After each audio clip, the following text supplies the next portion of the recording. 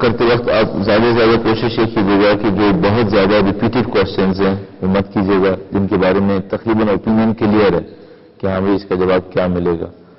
کوئی آپ کے ذہن میں کوئی واقعی ایسا سوال آتا ہو کہ جو آپ کی کسی مشکل کو آسان کر دے، سب سے امپورٹنٹ یہ ہے۔ دوسری بات یہ کہ بہت سارے ایسے کوشچنز ہیں کہ جو رٹے رٹائے کوشچنز ہیں، جو ہماری سوسائٹی میں جب وہ کوشچنز ہوتے ہیں، سیٹ آف کوشچنز ہیں، تو ہم سمجھ جاتے ہیں کہ یہاں پر کوئی بات نہیں بننی ہے، یہاں صرف ایک ڈسپیوٹڈ ایشو دوبارہ فلوٹ ہونا ہے۔ تو ایسے کوشچنز مت کیجیے گا، کون سے کوشچن سنسیئرٹی کے ساتھ کیجیے گا، پورے خلوص سے کیجیے گا۔ وہ کوشچنز جن کو آپ کل خدا کے سامنے جواب دے سکیں کہ آپ نے اتنے لوگوں کا وقت کیوں لیا، یعنی کوئی واقعی ایسا کوشچن ہونا چاہیے جس کے پیچھے ہم یہ کہہ سکیں کہ ہاں میں نے کچھ لوگوں کا وقت لیا ہے اور وہ وقت میں نے اللہ کے سامنے جواب دیا ہوں کہ میں نے کیوں لیا ہے۔ ہمیں جو جواب دیتے وقت کوشش کرنی ہوگی وہ یہ کہ زیادہ سے زیادہ جواب دیتے وقت ریالٹی کو، جو حقیقت ہے، اس کو بیان کریں، اور جواب دیتے وقت ہماری کوشش یہ ہوگی کہ ہم کسی کو ہرٹ نہ کریں۔ اگر کوئی بات ایسی کہنی ہے جو کسی کے ذہن میں شاید مخالفت میں آئے، کوئی سمجھتا ہو کہ نہیں یہ بات اس طرح سے نہیں ہے، تو ہم اس کو اس طریقے سے کہنے کی کوشش کریں گے کہ کوئی ہرٹ نہ ہو اور کسی کو تکلیف دے اس میں نہ احساس ہو۔ اوورآل جو اس وقت کی سچویشن ہے، پہلے میں اس کو آپ کے سامنے بیان کر دوں تاکہ آپ پھر اس کے حساب سے جو بھی آپ سوالات بیان کرنے کی کوشش کریں۔ میرا اپنا ذہن یہ کہتا ہے کہ پاکستان کی قوم ایک ٹرانزیشنل پیریڈ سے گزر رہی ہے۔ میں اپنے طور پر پاکستان کی قوم کے مستقبل کو بہت اچھا دیکھتا ہوں، اور ان لوگوں میں سے ہوں کہ جو بہت زیادہ آپٹیمزم رکھتے ہیں پاکستانی قوم کے لیے۔ گرچہ اس وقت صورتحال بہت اچھی نہیں ہے اور جو کوئی بھی دیکھے گا وہ شاید اس صورتحال سے ڈرے گا، لیکن میرا اپنا ذہن یہ کہتا ہے کہ ہمارا مستقبل اچھا ہے۔ البتہ یہ ٹرانزیشنل پیریڈ ہے جو ہمیں گزارنا پڑے گا۔ میرا خیال یہ ہے کہ شاید پاکستانی قوم ایک بچپنے سے نکل کر لڑکپن میں داخل ہو گئی ہے، اور کچھ وقت اور اسی طرح پریشرائز رہیں گے، اور شاید پھر وہ وقت آئے گا جب یہ ایک سنجیدہ اور جوان قوم کی صورت میں ظاہر ہوگی۔ تو یہ جو بیچ کا ٹائم ہے یہ بہت سخت ٹائم ہوتا ہے، یعنی کسی ایک اس کو مثال کے طور پر اس طرح سے کہا جاتا ہے کہ جیسے کوئی یتیم بچہ ہو، کوئی ایک یتیم بچے کا چائلڈہڈ ہوتا ہے اور ایک وہ میچور ہو چکا ہوتا ہے، لیکن بیچ میں جو وقت گزرتا ہے اس بیچارے کا وہ بہت سخت وقت گزرتا ہے۔ وہ آہستہ آہستہ بڑا ہونے کی کوشش کر رہا ہوتا ہے، اور کچھ لوگ چاہتے ہیں کہ اس کو پہلے سے جس طرح سے دبائے ہوئے تھے ابھی پھر دبانے کی کوشش کریں۔ پاکستانی قوم ایسی ایک جگہ کے اوپر ہے۔ پاکستان اس وقت اوپن بیٹل فیلڈ ہے، اوپن بالکل، ہر ایک کے لیے آزاد ہے، جو کام کرنا چاہے اس کے لیے آزاد ہوا ہوا ہے۔ تو میرا اپنے خیال ہے کہ ہمارے ہمسائے میں جتنی سروسز ہیں، سیکیورٹیز ایجنسیز ہیں، جتنے بھی ملکوں کی ہیں، وہ سب پاکستان کے اندر بھرپور طریقے سے ایکٹیو ہیں، سب کے سب ایکٹیو ہیں، اور اس کے اوپر ایڈیشنل سپر پاورز کی جو سروسز ہیں وہ بھی ایکٹیو ہیں۔ تو جو جتنی خود پاکستان کی اپنی ایجنسیز ہیں، پھر ریجنل ایجنسیز ہیں، اور پھر سپر پاورز کی ایجنسیز ہیں، وہ سب کے سب پاکستان کے اندر فلی فنکشنل آپریٹو ہیں۔ اب آپ اس کا صرف اندازہ لگا لیجئے کہ اسلام آباد کے اندر جو نئی امریکن ایمبیسی بن رہی ہے وہ 6000 امپلائیز ہیں اس کے اندر۔ پوری دنیا کے اندر ایک ایمبیسی امریکہ کی اور ہے جس کے اندر اس سے زیادہ ہیں، وہ عراق کے اندر ہے، جہاں 15000 امپلائیز ہیں۔ اچھا، اب یقینی بات ہے کہ 6000 لوگ امپلائیز یہ کسی ایمبیسی کے اندر آپریٹرز اور پتہ نہیں کمپیوٹر پنچ مین یہ سب نہیں ہو سکتے، یہ کچھ اور لوگ ہیں جو یہاں پہ کام کر رہے ہیں۔ یہ اسٹرینتھ ہے پاکستان کے اندر فارنرز کے کام کرنے کی۔ اب اسی طریقے سے آئی ایس آئی نے کتنا کام کیا ہے، پھر انڈینز نے کتنا کام کیا ہے، افغانز نے کتنا کام کیا ہے، ایرانیوں کا بھی کام ہے اس کے اندر، سعودیوں نے کتنا کام کیا ہے۔ پاکستان بیٹل فیلڈ ہے اس وقت، اور اوپن فیلڈ ہے، جو جس طرح سے کرنا چاہے وہ اس ملک کے اندر کام کر رہا ہے، اور کوئی اس بات کا خیال نہیں کر رہا کہ خود پاکستانیوں پر ان چیزوں کا اثر کیا پڑے گا۔ ہمارے سامنے افغان جنگ ہوئی ہے، اور جب افغان جنگ کھیلی جا رہی تھی یہاں پر، تو کسی نے یہ نہیں سوچا کہ جب یہ افغان جنگ ختم ہو جائے گی تو یہ ایک سوسائٹی ہے، یہ کوئی میکینک کی دکان نہیں ہے جہاں سے آپ ایک پرزے کو کھولنا شروع کریں گے، اس کے بعد اس میں کچھ صحیح کرنے کے بعد ان پرزوں کو ایسے ہی اسکرو لگا کے بند کر دیں گے۔ یہ ایک سوسائٹی ہے، اس کے اپنے ڈائنامکس ہوتے ہیں۔ جب آپ اس کو چھیڑ دیتے ہیں اور اس کو چھوڑ دیتے ہیں تو وہ اپنے ڈائنامکس میں آگے بڑھتی رہتی ہے۔ وہ اپنے کاموں کو کرتی رہتی ہے اور اس کے نتیجے میں ایک ایسی جگہ پہنچ جاتے ہیں جہاں سے کوئی ریٹرن نہیں ہوتا اور کسی کو بینیفٹ بھی نہیں ہوتا. تو ہم ایک بہت برا تجربہ 10 سال کا دیکھ چکے ہیں، 1980 سے تقریباً 88-90 تک کا، اور اس کے بعد اب دوبارہ ہم اس مصیبت کے اندر مبتلا ہوئے. تو میرا اپنے خیال ہے کہ پاکستان اس وقت بہت ٹف ہے اور کسی ایک پارٹی کے ہاتھ میں نہیں ہے، بالکل ایسی جیسے طالبان کسی ایک پارٹی کے ہاتھ میں نہیں ہے. طالبان کوئی ایک گروپ نہیں ہے، طالبان بہت سارے گروپس کا ایک کلیکٹیو نیم ہے، اور ان بہت سارے گروپس کے اندر ان کی ایفیلیشن بہت ساری پارٹیز سے ہیں. تو کبھی آپ کو طالبان ایسے بھی نظر آئیں گے جو ہمارے ساتھ الائنس کر لیتے ہیں، کبھی طالبان ایسے نظر آئیں گے جو امریکنز کے ساتھ الائنس کر لیتے ہیں، کبھی طالبان جو ہیں وہ افغان حکومت کے حامی بھی ہوتے ہیں، کبھی طالبان انڈینز کے حامی بھی ہوتے ہیں. تو طالبان بھی ایک ایسی ایک چیز بن گئی ہے، جو چاہتا ہے وہ اس سے استفادہ کرتا ہے. تو بہت کمپلیکس سچویشن ہے، اور اس کمپلیکس سچویشن میں بعض اوقات اتنا سادہ سا ایک آسان سوال پریشان کرتا ہے کہ ہمارے اتنے لوگ مر رہے ہیں، ان کے کچھ کیوں نہیں مر رہے. تو میں کہتا ہوں یہ سادگی کی انتہا ہے کہ کوئی اتنی سادگی سے پوچھے کہ ہمارے اتنے لوگ مر رہے ہیں، ان کا کوئی کیوں نہیں مر رہا. اس کا مطلب یہ ہے کہ ہمیں اس سوسائٹی کی کمپلیکیشن کا علم نہیں ہے، ہمیں اس سوسائٹی کی بہت ساری چیزوں کا علم نہیں ہے. میں اپنی بات ختم کرنے والا ہوں، بس ایک بات اور ایڈ کرتا چلوں. اگر آپ دور سے کسی سین کو دیکھ رہے ہیں اور وہاں بالکل لاجیکل ایک رزلٹ آپ کو نہیں مل رہا ہے، اس کا مطلب ہے آپ اس سین کو سمجھ نہیں پا رہے. مثال دیتا ہوں، کسی نے کہا کہ صدام حسین جس دور میں زندہ تھا تو کسی نے کسی افغان سے پوچھا، عراقی سے پوچھا کہ تم لوگ ایک صدام حسین کو نہیں مار سکتے؟ اگر ایک صدام حسین مار لیتے مشکل حل ہو جاتی. تو اس نے کہا کہ آپ یقیناً عراق کو نہیں جانتے. اس کا مطلب ہے کیونکہ آپ کی ذہن میں کتنی سمپل ایکویشن ہے وہ یہ کہ بھائی ایک ہینڈ گرینیڈ چاہیے صدام حسین کو مارنے کے لیے. تو ہم پاس ایک ہینڈ گرینیڈ نہیں ہے کہ تم اس کو یوں کر کے پھینکو صدام حسین مر جائے گا، معاملہ ختم ہو جائے گا. تو اس نے کہا کہ آپ کو اس کا مطلب ہے عراق کے بارے میں نہیں پتا. وہ لوگ بم دھماکے کر رہے ہیں شیعہ کمیونٹی کے اوپر، انہوں نے بس کو اغوا کیا اور اس کے اندر سے 18 لوگوں کو مار دیا. کیا ہمارے کسی علاقے کے سامنے کوئی روڈ نہیں گزر رہی؟ نیچرلی گزر رہی. ہمارے پاس اسلحہ نہیں ہے؟ نیچرلی ہے. ہمارے پاس بم نہیں ہے؟ وہ بھی ہیں. ہمارے پاس بم نہیں ہے جو اپنے جوان نہیں ہے جو اپنے جسم کے اوپر بم باندھ دے اور کسی علاقے میں چلا جائے اپنے آپ کو پھاڑ لے. ایسے جوان بھی ہیں. تو پھر ہم کیوں نہیں کر رہے؟ اگر کوئی یہ سوال کرے تو میں کہوں گا اس کا مطلب یہ ہے کہ آپ کے سامنے بہت سمپل ایک سچویشن ہے. اس سمپل سچویشن میں آپ کا دماغ کہہ رہا ہے ایک لاجیکل ریزلٹ یہ نکلنا چاہیے تھا کہ وہ بم دھماکے کر رہے ہیں، ہم بھی بم دھماکے کر لیتے. اور اب آپ اپنی اسی سمپلسٹی پہ رہتے ہوئے ہم سے ایک سوال پوچھ رہے ہیں کہ ہم نے بم دھماکے کیوں نہیں کیے. اگر یہ اتنا ہی سمپل ہے جتنا آپ سمجھ رہے ہیں اور اتنا ہی لاجیکل ہے جتنا آپ سمجھ رہے ہیں، تو پھر فوراً اپنے آپ سے پوچھئے گا کیا یہ ڈھیر سارے لوگ سب بے وقوف ہیں؟ ان کے پاس اسلحہ نہیں ہے، ان کے پاس روڈ نہیں ہے، ان کو بس نظر نہیں آتی، ان کو روکنے کی طاقت نہیں ہے، انہیں مارنے کی جرات نہیں ہے. کیا مشکل ہے ان لوگوں کے ساتھ؟ اس کا مطلب یہ کہ آپ سچویشن کو تھوڑا سا ڈیپتھ میں جا کر اور دیکھنے کی کوشش کریں.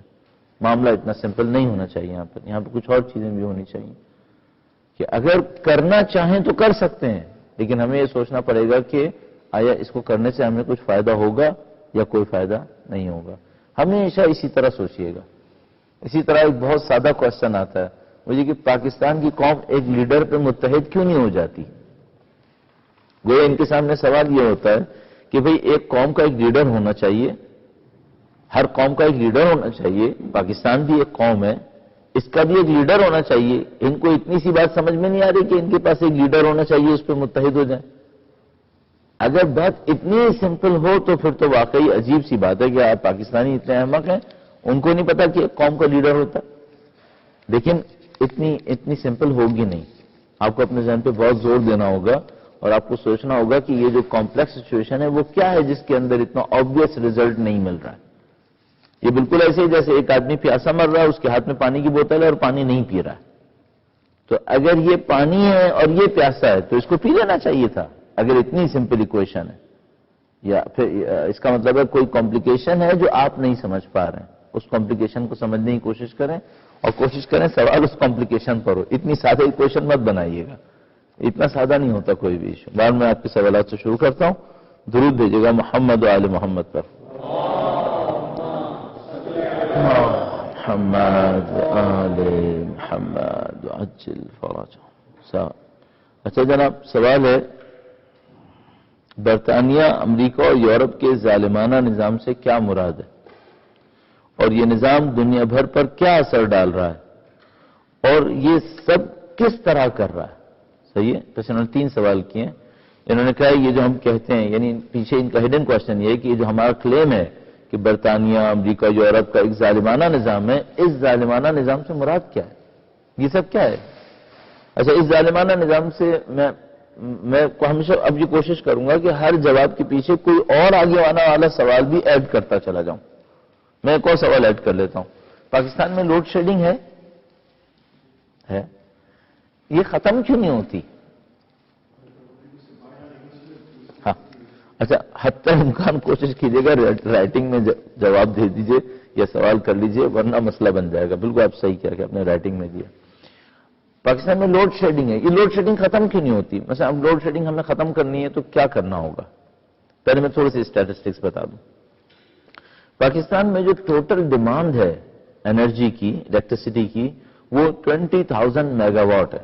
20,000 میگا واٹ ایک رف فیگر میں ہماری ڈیمانڈ ہے، اور ہماری جو سپلائی ہے وہ رف فیگرز کے اندر 14,000 میگا واٹ ہے. 14,000 میگا واٹ. اس کا مطلب یہ ہے کہ ہم 1/3 تقریباً ڈیفیسٹ میں آ رہے ہوتے ہیں. ہم 1/3 ڈیفیسٹ میں آ رہے ہوتے ہیں. اس کا مطلب یہ ہے کہ اس ملک سے آن ایوریج 8 گھنٹے لوڈ شیڈنگ یہ نارمل ہے. کیونکہ آپ کا 1/3 ڈیفیسٹ ہوگا تو 24 آورز میں سے 1/3 آپ جو ہے وہ لوڈ شیڈنگ کے اوپر چلے جائیں گے. تو اس کا مطلب یہ ہے کہ آن ایوریج اس ملک کے اندر 8 گھنٹے کی لوڈ شیڈنگ ہو رہی ہوگی. صحیح. اب اگر کراچی میں 4 گھنٹے ہو رہی ہے میرے علاقے کے اندر، اس کا مطلب ہے کسی کے علاقے میں 12 گھنٹے ہو رہی ہوگی. نیچرل ہے نا یہ تو. ٹھیک ہے. اچھا، اب سوال یہ ہے کہ بھئی یہ لوڈ شیڈنگ کیوں ہو رہی ہے؟ بہت سادہ سی وجہ، پروڈکشن نہیں ہوئی ہے. پروڈکشن نہیں ہے تو لوڈ شیڈنگ ہوگی. پھر کوشچن ہم موو کرتے ہیں وہاں پر، یہ پروڈکشن کیوں نہیں ہوئی ہے؟ پروڈکشن اس لیے نہیں ہوئی ہے کہ آپ کے پاس جو پاور ہاؤسز ہیں وہ ڈیزل سے چل رہے ہیں. میں رفلی کہہ رہا ہوں ڈیزل، ظاہر ہے کہ ڈیزل تو نہیں ہوتا اس کے اندر، لیکن وہ بہرحال فیول سے چل رہے ہیں جو فوزل فیولز ہیں. اچھا، فوزل فیول میں گیس آپ کے پاس بہت کم ہے. اتنی کم ہے کہ اگر ایک دن سی این جی اسٹیشن کام کرتے ہیں تو اس دن پھر گھروں کے اندر گیس نہیں آتی. صحیح. کراچی میں ایسا نہیں ہوا ہے، پنجاب میں ایسا ہو رہا ہے، چونکہ پنجاب کی اپنی گیس کی پروڈکشن نہیں ہے. تو گیس اتنی کم ہے کہ اگر آپ اس کو استعمال کرواتے ہیں سی این جی کے اندر تو گھروں میں گیس نہیں ہوتی. گھروں میں اگر آپ سپلائی کر دیتے ہیں تو پھر گاڑیوں کو نہیں ہوتی. تو پاور ہاؤسز کے اندر جو بڑی مقدار میں گیس چاہیے ہوتی ہے وہ قطعاً نہیں ہے ہمارے پاس. ایٹ لیسٹ پاکستان کے ناردرن ایریاز کے اندر ہمارے پاس گیس نہیں ہے. ساؤدرن ایریاز کے اندر ہے، بلوچستان میں اور سندھ کے اندر.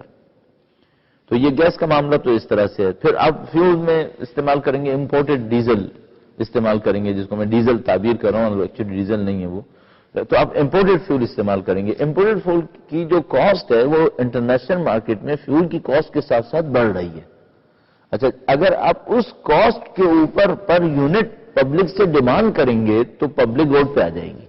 پبلک کے اندر اسٹرینتھ نہیں ہے کہ وہ پر یونٹ کاسٹ کو فلفل کر سکے اگر آپ فوزل فیول چلا رہے ہیں اس کے اندر. صحیح ہے. تو اچھا، پھر ہوتا یہ ہے کہ جو آپ کے پاس انرجی جنریشن میں جو بھی فرم کام کر رہی ہوتی ہے، جیسے ہمارے یہاں وابڈا ہے یا پھر ریجنل ڈسٹریبیوشن ایجنسیز ہیں جیسے کے ای ایس سی ہے اور ہیسکو ہے اور دوسری سپلائیز ہیں، تو وہ جو پاور جنریٹ کر رہی ہوتی ہے اس کے پاس ایک باسکٹ آف جنریٹرز ہوتا ہے. تو اس میں ساری جنریٹر جو ہیں وہ گیس پہ نہیں چلتے، سارے جنریٹر ڈیزل پہ نہیں چلتے، سارے جنریٹر جو ہیں وہ ایک فیول پہ نہیں چل رہے ہوتے، کئی فیولز ہوتے ہیں.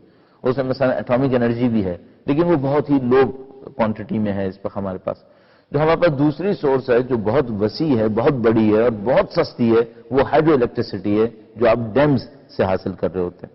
اچھا، وہاں پر ایک فینومینا ہے، وہ یہ کہ اگر ایک سرٹن ویدر آتا ہے تو پانی کم ہو جاتا ہے، اور اگر پانی کم ہو گیا تو ڈیم صحیح کام نہیں کرے گا اور وہ پھر آپ کو بجلی نہیں ملے گی. اچھا، اگر پانی بھی ہے پھر بھی ڈیم ہے تب بھی مصیبت 1/3 کا ڈیفیسٹ ہے، وہ آپ پورا نہیں کر پا رہے. تو آپ کو کیا کرنا چاہیے تھا کہ آپ کے پاس پانی نہیں ہے کہ آپ ڈیم لگائیں اور بجلی بنا لیں، آپ کے پاس پانی بے تحاشا ہے. یعنی میرے پاس 2 ریلائبل اسٹیٹسٹکس ہیں اور دونوں کے مطابق پاکستان کے ناردرن ایریاز کے اندر، جس کو ہم گلگت بلتستان تعبیر کرتے ہیں، ناردرن ایریاز کے اندر ہمارے پاس پاور جنریشن کی ہائیڈرو الیکٹریسٹی کا جو پوٹینشیل ہے، آپ کے ذہن میں ہے کہ میں نے کہا تھا کہ پاکستان کی ڈیمانڈ کتنی ہے؟ بہت ہی کم، 20,000 میگا واٹ. یہ سمجھ لیجیے امریکہ کے کسی بھی اسٹیٹ میں یہ ڈیمانڈ کوئی ایک پاور سیکٹر پورا کر رہا ہوگا، اس کا ایک جگہ سے پورا ہو رہا ہوگا. بہرحال یہ جو پاکستان کی ٹوٹل ڈیمانڈ ہے 20,000 میگا واٹ، صرف ناردرن ایریاز کے اندر hydro electricity that is the cheapest one اور دی گرینسٹ ون، اس کی کیپیسٹی 220,000 میگا واٹ ہے. صرف ناردرن ایریاز کے پانی کے اندر بجلی پیدا کرنے کی کیپیسٹی دو ریلائبل سورسز کو لے کر میں آپ سے عرض کر رہا ہوں 220,000 میگا واٹ ہے. اس کا مطلب ہے کہ اگر ہم اس پوٹینشیل کو یوٹیلائز کر رہے ہوتے تو 10 پاکستان کو ایکسپورٹ کر رہے ہوتے اور ایک پاکستان کو چلا رہے ہوتے. 11 ٹائمز ہمارے پاس صرف گلگت بلتستان کے اندر ہے. اچھا اب یہاں پہ کوشچن یہ ہے وہ یہ کہ بھئی آپ نے ڈیم کیوں نہیں لگائے پھر؟ اس کا مطلب ہے پوٹینشیل تو ہے آپ کے پاس، پانی تو ہے آپ کے پاس، آپ نے ڈیم کیوں نہیں لگائے پھر؟ اچھا اب اس کے بارے میں ان کا جواب یہ ہوتا ہے کہ بھئی ڈیم لگنے کے اندر پیسہ لگتا ہے، ڈیم میں تو پیسہ لگتا ہے. یعنی مثال کے طور پر اس وقت جو آپ کے پاس بھاشا ڈیم بن رہا ہے، یہ میرا اپنا رف اندازہ ہے، بہت ہی رف تخمینہ ہے، چونکہ ہمارے پاکستان میں ادھر سے ادھر گورنمنٹ فیگرز فلکچویٹ کرتی رہتی ہیں، کبھی ایک فیگر دیتے ہیں کبھی دوسری دیتے ہیں. ان کا کہنا یہ ہے کہ 10 سے 15 بلین ڈالر اس پہ لگے گا، 10 to 15 بلین ڈالرز. اچھا اب سوال یہ ہے کہ یہ فیگر دیکھنے میں تو بہت بڑی ہے، لیکن گورنمنٹ اسکیل کے اوپر یہ فیگر کوئی اتنی بڑی فیگر نہیں ہے اگر اس کو آپ 25-30 سال کے قرضے کے اوپر حاصل کریں اور آپ لگا دیں. تو کیا پاکستان کو دینے کے لیے کوئی ایسی ایجنسی نہیں تھی، انٹرنیشنل ایجنسی، جو یہ اماؤنٹ دینے کو تیار نہیں تھی آخری 40 سال میں؟ چونکہ آخری 30 سے 40 سال میں آپ نے بڑا کوئی ڈیم نہیں لگایا. ایسا نہیں ہے، ایسا نہیں ہے کہ پاکستان کو لینڈ کرنے کے لیے کوئی بھی ایسی ایجنسی انٹرنیشنل ڈونر ایجنسیز میں سے، جس میں ایشین ڈیولپمنٹ ہے، اسلامک ڈیولپمنٹ بینک ہے، ورلڈ بینک ہے اور IMF ہے اور یہ سب ہیں، یہ لوگ تیار نہیں ہوں. اگر آپ کمرشل کنسورشیم نہیں بھی بنا سکیں تو یہ ایجنسیز دینے کو تیار ہو سکتی تھیں، تو اب تک کیا کیوں نہیں؟ اچھا اب مزے کی بات ایک اور میں آپ کی خدمت میں عرض کروں اسٹیٹسٹکس کی دنیا سے. جس وقت 9/11 کا حادثہ ہوا ہے تو ہمارا جو فورن ریمیٹنس تھا، آفیشیل فورن ریمیٹنس جو باہر سے لوگ بھیج رہے تھے من جملہ برطانیہ سے، وہ $0.7 بلین تھا. $0.7 بلین، یعنی $750 ملین تقریباً تھا ہمارے پاس آفیشیل ریمیٹنس جو باہر سے آ رہا تھا بینکنگ چینل کو استعمال کرتے ہوئے. 9/11 کے بعد امریکہ نے اور یورپ نے بینکنگ چینل کے اوپر گرفت کی کہ یہ جو ہنڈی کا بزنس ہے، انلیگل ٹریڈ ہے، بلیک منی، وائٹ منی، یہ سب کچھ اس کو بند کیا جائے. اس وقت ہمارا فورن ریمیٹنس، آفیشیل فورن ریمیٹنس $12 بلین کو ایکسیڈ کر رہا ہے. اس کا مطلب ہمارے پاس بہت پیسہ باہر سے آ رہا ہے. اچھا جتنا پیسہ باہر سے آ رہا ہے یہ سب کا سب ہمارے ٹریڈ ڈیفیزٹ میں ختم ہو جاتا ہے. اچھا اگر یہ نہ ہوتا تو کیا ہوتا؟ یعنی ہم آج سے 12 سال پہلے $0.7 بلین لے رہے تھے ریمیٹنس کے اندر، اس وقت $12 بلین سے اوپر لے رہے ہیں، اب بھی کوئی پیسہ نہیں بچ رہا. اس کا مطلب ہے اس گورنمنٹ کے ساتھ ایشو نہیں کہ پیسہ آتا ہے یا نہیں آتا ہے، اس گورنمنٹ کو پیسہ استعمال کرنا نہیں آتا ہے. نیچرلی کہ بھئی آپ کے پاس ایکسٹرا اتنا پیسہ آ گیا پھر بھی آپ کچھ نہیں کر سکے. اس کا مطلب ہے اس کا ایشو یہ نہیں ہے کہ اس کے پاس پیسہ ہے یا نہیں ہے، اس کے پاس ایشو یہ ہے کہ اس کو پیسہ استعمال کرنا نہیں آتا ہے. اچھا اب میں کوشچن کو موو کرتا ہوں اس جگہ کے اوپر، ڈیم کیوں نہیں بنایا؟ ڈیم کیوں نہیں بنایا؟ اگر کہیں لینڈنگ ایجنسیز نے پیسے دینے سے انکار کر دیا تھا تو وہ تو کسی بھی چیز میں پیسے نہیں دینا چاہیے تھا ان کو، پھر باقی آل فال چیزوں میں کیوں دے دیتے ہیں؟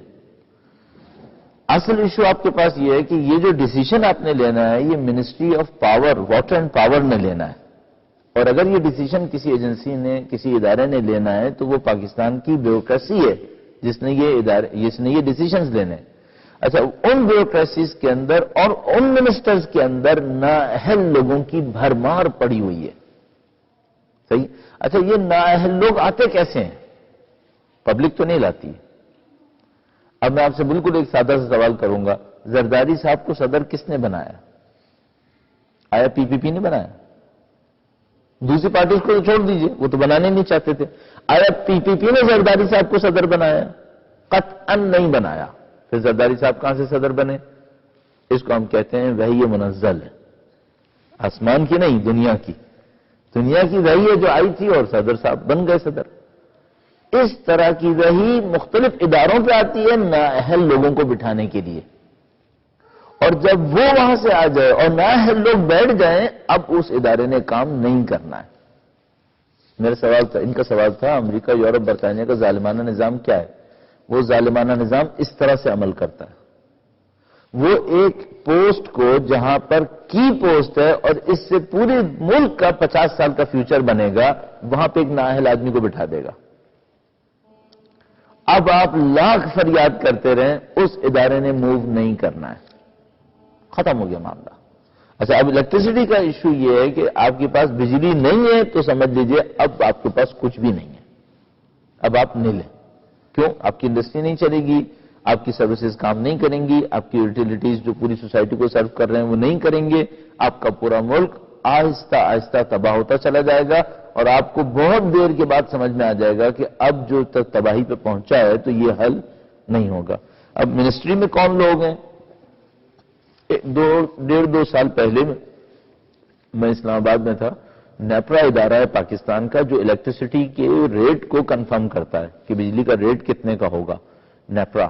تو نیپرا میں میرے کافی دوست احباب بھی ہیں، تو میں ان کے ساتھ ایک دفعہ کہیں جا رہا تھا تو minister of water and power کا بیان آیا، جو میں نے کہیں نیٹ وغیرہ کے اوپر پڑھا، تو میں اس میں لکھا تھا کہ 10 مہینے کے بعد پاکستان میں لوڈ شیڈنگ نہیں ہوگی، 10 مہینے کے بعد لوڈ شیڈنگ ختم ہو جائے گی۔ تو اتفاقاً نیپرا کے رجسٹرار میرے ساتھ تھے، تو میں نے ان سے کہا کہ میں نے ان کا نام لے کے کہا کہ فلاں بھائی مبارک ہو، 10 مہینے بعد لوڈ شیڈنگ ختم ہو جائے گی، آپ کے منسٹر نے کہا ہے۔ کہنے لگا کہ سر اگلے 5 سال تک بھی جو ڈیم بننے ہیں اگر وہ سب بھی بن گئے تو ڈیفیزٹ کم از کم 30% رہے گا۔ اگلے 5 سال میں بھی جو ڈیم بننے ہیں اگر وہ بھی بن گئے تو 30% ڈیفیزٹ سے آپ نیچے نہیں آئیں گے۔ اس کا مطلب ہے اگلے 5 سال تک بھی 30% لوڈ شیڈنگ ختم نہیں ہوگی۔ اور منسٹر آپ کا کیا کہہ رہا ہے؟ 10 مہینے کے اندر لوڈ شیڈنگ ختم ہو جائے گی۔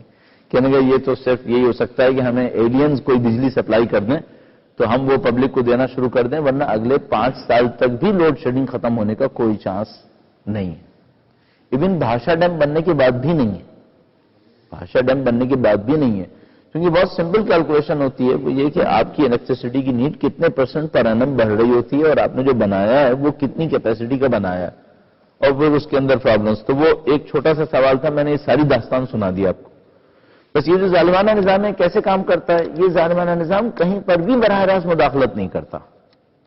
یہ ظالمانہ نظام بہت اچھا کام یہ کرتا ہے کہ جب اس کے انڈائریکٹلی مرے ہوئے بندوں کے جنازے پڑے ہوئے تو چیریٹی میں کفن دے دیتا ہے، اور پھر اپنا نام بھی اچھا کر لیتا ہے کہ بھئی ہم نے تو خود کفن دیے ان کو، صحیح، اور یہ نہیں پوچھتا کہ جو مارنے والے تھے ان کی بہت پیچھے جا کر لوگ کون تھے۔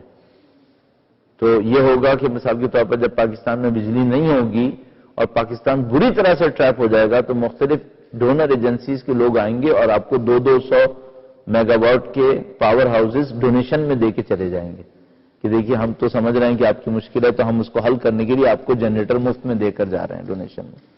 یہ اس طرح سے عمل کرتا ہے۔ دنیا بھر پہ کیا اثر ڈال رہا ہے؟ بہت اچھا اثر، جو اس کا اثر بہت سامنے سے ہے وہ یہ ہے کہ وہ پیسے کی تقسیم کو، دولت کی تقسیم کو اپنے ہاتھ میں رکھے ہوئے ہیں۔ کسی بھی صورت میں جو غریب ہے وہ اپنے ٹریپ سے باہر نہیں آئے گا، اور وہ جو امیر ہے وہ اپنی پوزیشن کو لوز نہیں کرے گا۔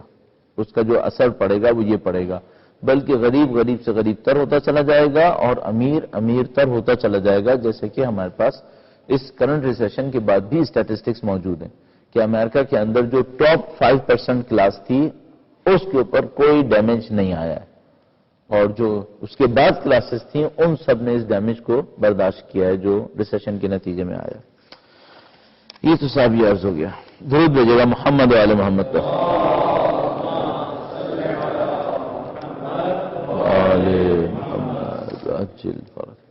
ایک ہے بطور شیعہ ہم ہمیشہ شیعہ معاملات پر تو آواز اٹھاتے ہیں مگر انسانی یا اسلام کی بنیاد پر معاملات پر کیوں خاموش رہتی ہے؟ یعنی کہنا چاہ رہے ہیں شیعہ قوم کیوں خاموش رہتی ہے؟ اچھا اس میں ایسا ہے کچھ تو ہماری کوتاہی ہے کہ ہم ان معاملات کے اندر بعض معاملات کے اندر کوتاہی کر دیتے ہیں، لیکن یہ اسٹیٹمنٹ مطلقاً صحیح بھی نہیں ہے۔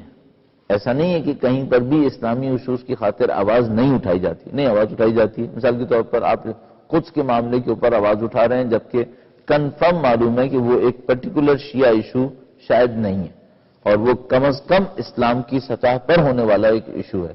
یا مثال کے طور پر آپ دنیا کے اندر کہیں اور اگر کوئی ایسی ظالمانہ کارروائی مسلمانوں کے خلاف ہوتی ہے، مثال کے طور پر جیسے بوسنیا ہرزگووینا کے اندر ہوئی تھی، تو معلوم تھا کہ وہ کوئی شیعہ کیس نہیں ہے، لیکن اس کے اوپر بے تحاشا قوم کی طرف سے آواز بھی اٹھائی گئی، یہ ساری باتیں ہوئیں۔ ہاں بعض جگہ کے اوپر ہم آواز نہیں اٹھا پاتے، مثال کے طور پر اگر کوئی کہے کہ بھئی یہ جو انڈینجرڈ اسپیسیز ہیں حیوانوں کے، اس کے لیے آپ آواز کیوں نہیں اٹھاتے؟ وہ مشکل یہ ہے کہ ہم خود انڈینجرڈ اسپیسیز بنے ہوئے ہیں پاکستان کے اندر، تو ہم بیچارے کہاں سے ان کے لیے آواز اٹھائیں؟ ہم خود مصیبت میں پھنسے ہوئے ہیں۔ تو بہت سارے ایسے ایشوز ہیں جن کے اوپر آواز اٹھانے سے پہلے ہمیں کیلکولیٹ کرنا پڑتا ہے کہ بھئی اس سے بڑے ایشوز موجود ہیں، ان کے اوپر ہم اپنی طاقت کا اظہار کر لیں، وہ شاید ہمارے لیے نسبتاً زیادہ بہتر ہے۔ اور پھر یہ بھی ہے جو میں نے پہلے ہی اعتراف کیا کہ قوم کا شعور ابھی اس درجے کے اوپر نہیں ہے کہ وہ ان تمام معاملات کی گہرائی کو سمجھ سکیں۔ بالاخص جب وہ خود بیچارے پس رہے ہیں تو آپ ان سے بہت زیادہ توقع نہیں کر سکیں گے۔ یعنی مثلا میں آپ سے کہوں گا کہ کیا ایسا ہوگا کہ فلسطینیوں نے پاکستان کے مسلمانوں کے قتل عام کے خلاف کوئی مظاہرہ کیا؟ نہیں ہوگا، کیونکہ وہ فلسطینی کہیں گے ہم پہلے ہی اسرائیل کے پیچھے اتنے دبے ہوئے ہیں کہ ہم کہاں یہاں بیٹھ کر، یا مثلا بحرینی ہمارے لیے مظاہرہ کر رہے ہیں، وہ بھی نہیں کریں گے، کیونکہ وہ خود ایک مصیبت کے اندر پھنسے ہوئے ہیں۔ ہاں اظہار افسوس کریں گے، اگر ہم ان سے ملنے گئے تو اظہار افسوس یقیناً کریں گے۔ اچھا اتنا ہم بھی کر رہے ہیں، ایسا نہیں ہے کہ مثلا پاکستانی قوم کو اندازہ نہیں ہے، لیکن وہ خود اپنے ایشوز کے اندر بہت بری طریقے سے پھنسے ہوئے ہیں، اور کچھ ایشوز کے اوپر آواز اٹھاتے بھی ہیں، ہاں کچھ ایشوز نظر انداز ہو جاتے ہیں۔ اور مثال کے طور پر آپ کہہ سکتے ہیں کہ شاید مثلا جب لیبیا کے اندر قتل عام ہو رہے تھے تو ہماری عوام نے آواز نہیں اٹھائی۔ میں نے عرض کیا اس کی بہت ساری وجوہات ہیں۔ اچھا ایک اور وجہ یہ بھی ہوتی ہے کہ ہماری قوم کو یہ سمجھ میں نہیں آتا کہ ہمارے آواز اٹھانے کا اثر کس کے اوپر ہوگا، آیا واقعاً کوئی اثر بھی ہوگا یا نہیں ہوگا، اور اگر کچھ سمجھ میں آ جائے کہ اثر ہونے کا چانس ہے تو پھر کچھ نہ کچھ آواز اٹھا دی جاتی ہے۔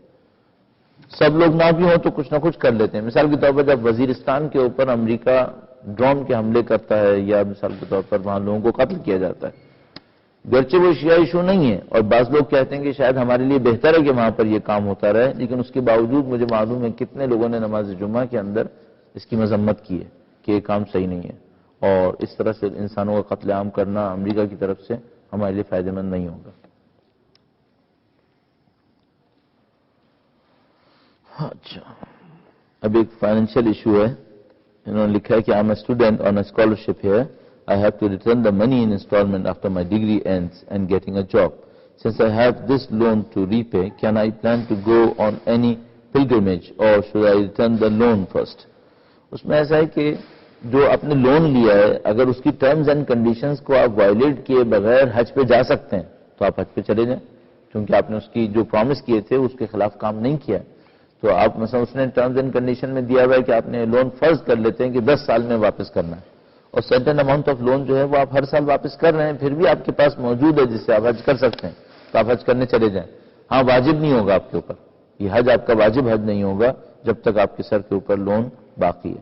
جب لون ختم ہو جائے گا پھر بھی پیسہ اتنا ہو جس سے آپ حج کر سکیں تو پھر واجب ہو جائے گا، اس سے پہلے آپ مستحب حج کر سکتے ہیں، لیکن وہ واجب کی جگہ کاؤنٹ ہو جائے گا، وہ جو آپ کا سال میں زندگی میں ایک دفعہ واجب ہوتا ہے وہ کاؤنٹ اس سے پورا ہو جائے گا۔ لکھا ہے کہ how do you see the current economic and social system of western countries developing in next 30 years? Olympic کب ہونے؟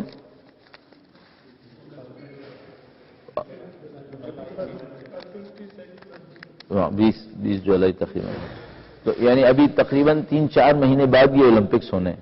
میں تقریباً آپ کو سکون سے کہہ رہا ہوں، سر مور دین 80% اطمینان سے، اس ملک کے اکنامک پلانرز کو نہیں پتا کہ 4 مہینے بعد کیا ہونے والا ہے۔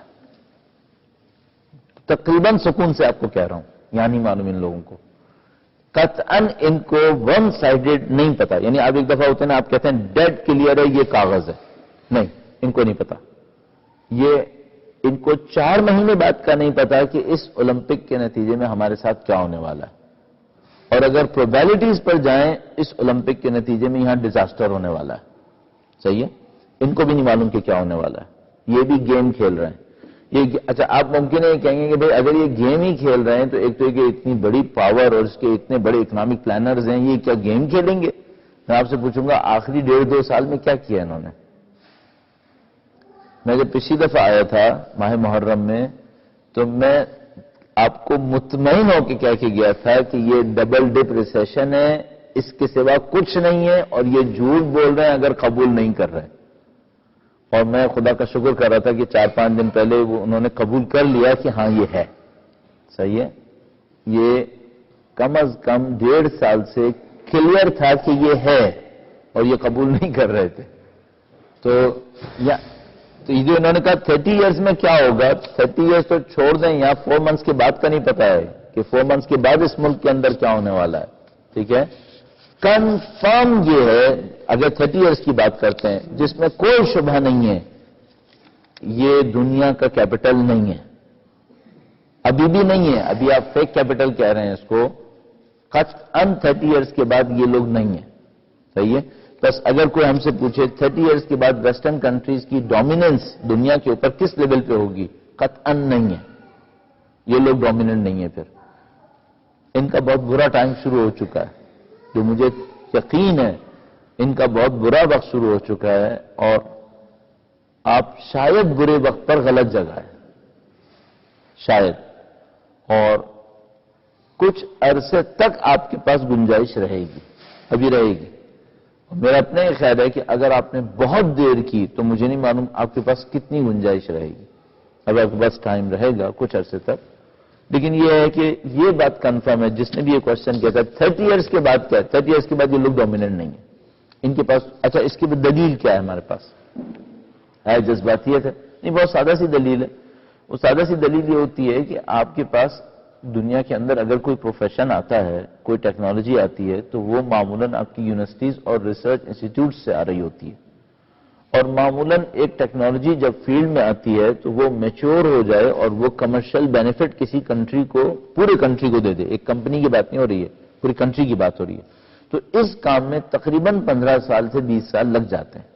مثال کے طور پر جاپنیز نے کمپیوٹر کی ٹیکنالوجی کو حاصل کیا، اور بہت اس کی ایک چھوٹی سی مثال یہ عرض کروں کہ سونی کا جو ڈائریکٹر تھا، سونی فرم کا ڈائریکٹر، اس نے اپنی بک کے اندر اس بات پر افسوس کیا اپنی بک کے اندر کہ میں ایک اسٹریٹجک مسٹیک کر گیا، میرے سامنے کیلکولیٹر لایا گیا اور میں جج نہیں کر سکا کہ اس کا فیوچر کیا ہے.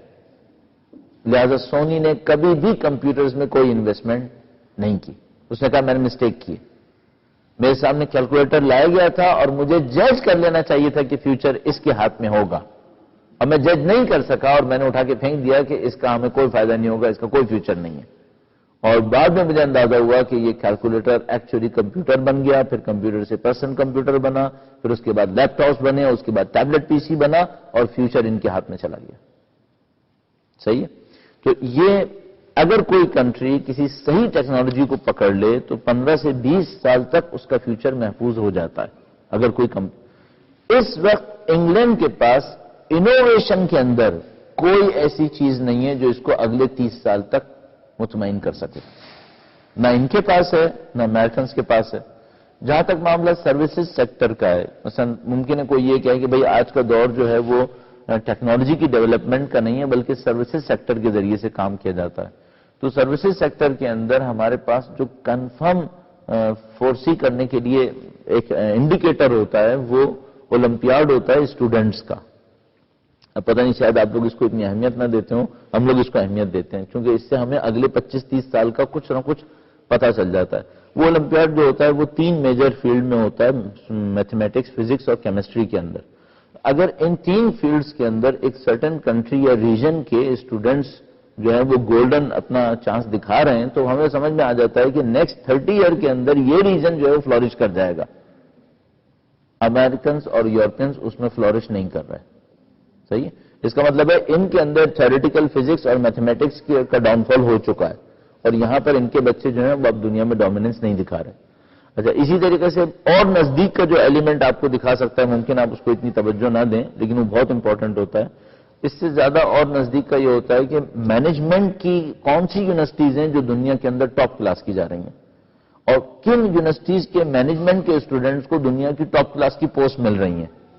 تو کنفرم یہ ہے کہ لاسٹ تقریباً 5 to 10 ایئرس کے اندر جو ٹاپ کلاس کی مینجمنٹ کی پوسٹ جا رہی ہیں وہ فار ایسٹ کی یونیورسٹیز کے پاس جا رہی ہیں، فار ایسٹرن انسٹیٹیوشنز کے پاس جا رہی ہیں. That is Singapore on top ہے اس وقت.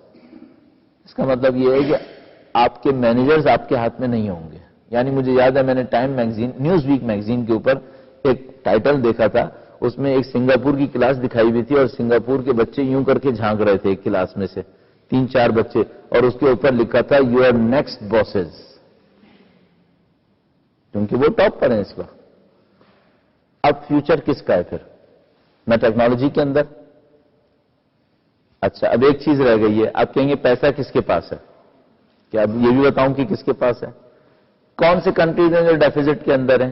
امریکہ top of the line, 15 trillion کو ٹچ کر رہا ہے. یورپ کی جو حالت ہے وہ آپ کے سامنے ہے. یہ لوگ سب کے سب اس وقت چائنا سے کہہ رہے ہیں کاش تم یہاں انویسٹ کر دو. پیسہ کس کے ہاتھ میں ہے؟ چائنا کے پاس ہے. مارکیٹ کس کے پاس ہے؟ یقیناً ایشیا کے پاس ہے، انڈیا اور چائنا کے پاس ہے. اب میں آپ کو لسٹ کر رہا ہوں: innovation, services, intelligence, finance, market. کون سی چیز یہاں پر ہے؟ اور ایڈ کر لیجئے نیچرل ریسورسز، وہ بھی نہیں ہے. اب کیا رہ گیا آپ کے پاس؟ تو اس کا کیا فیوچر ہے اس ایریا کا؟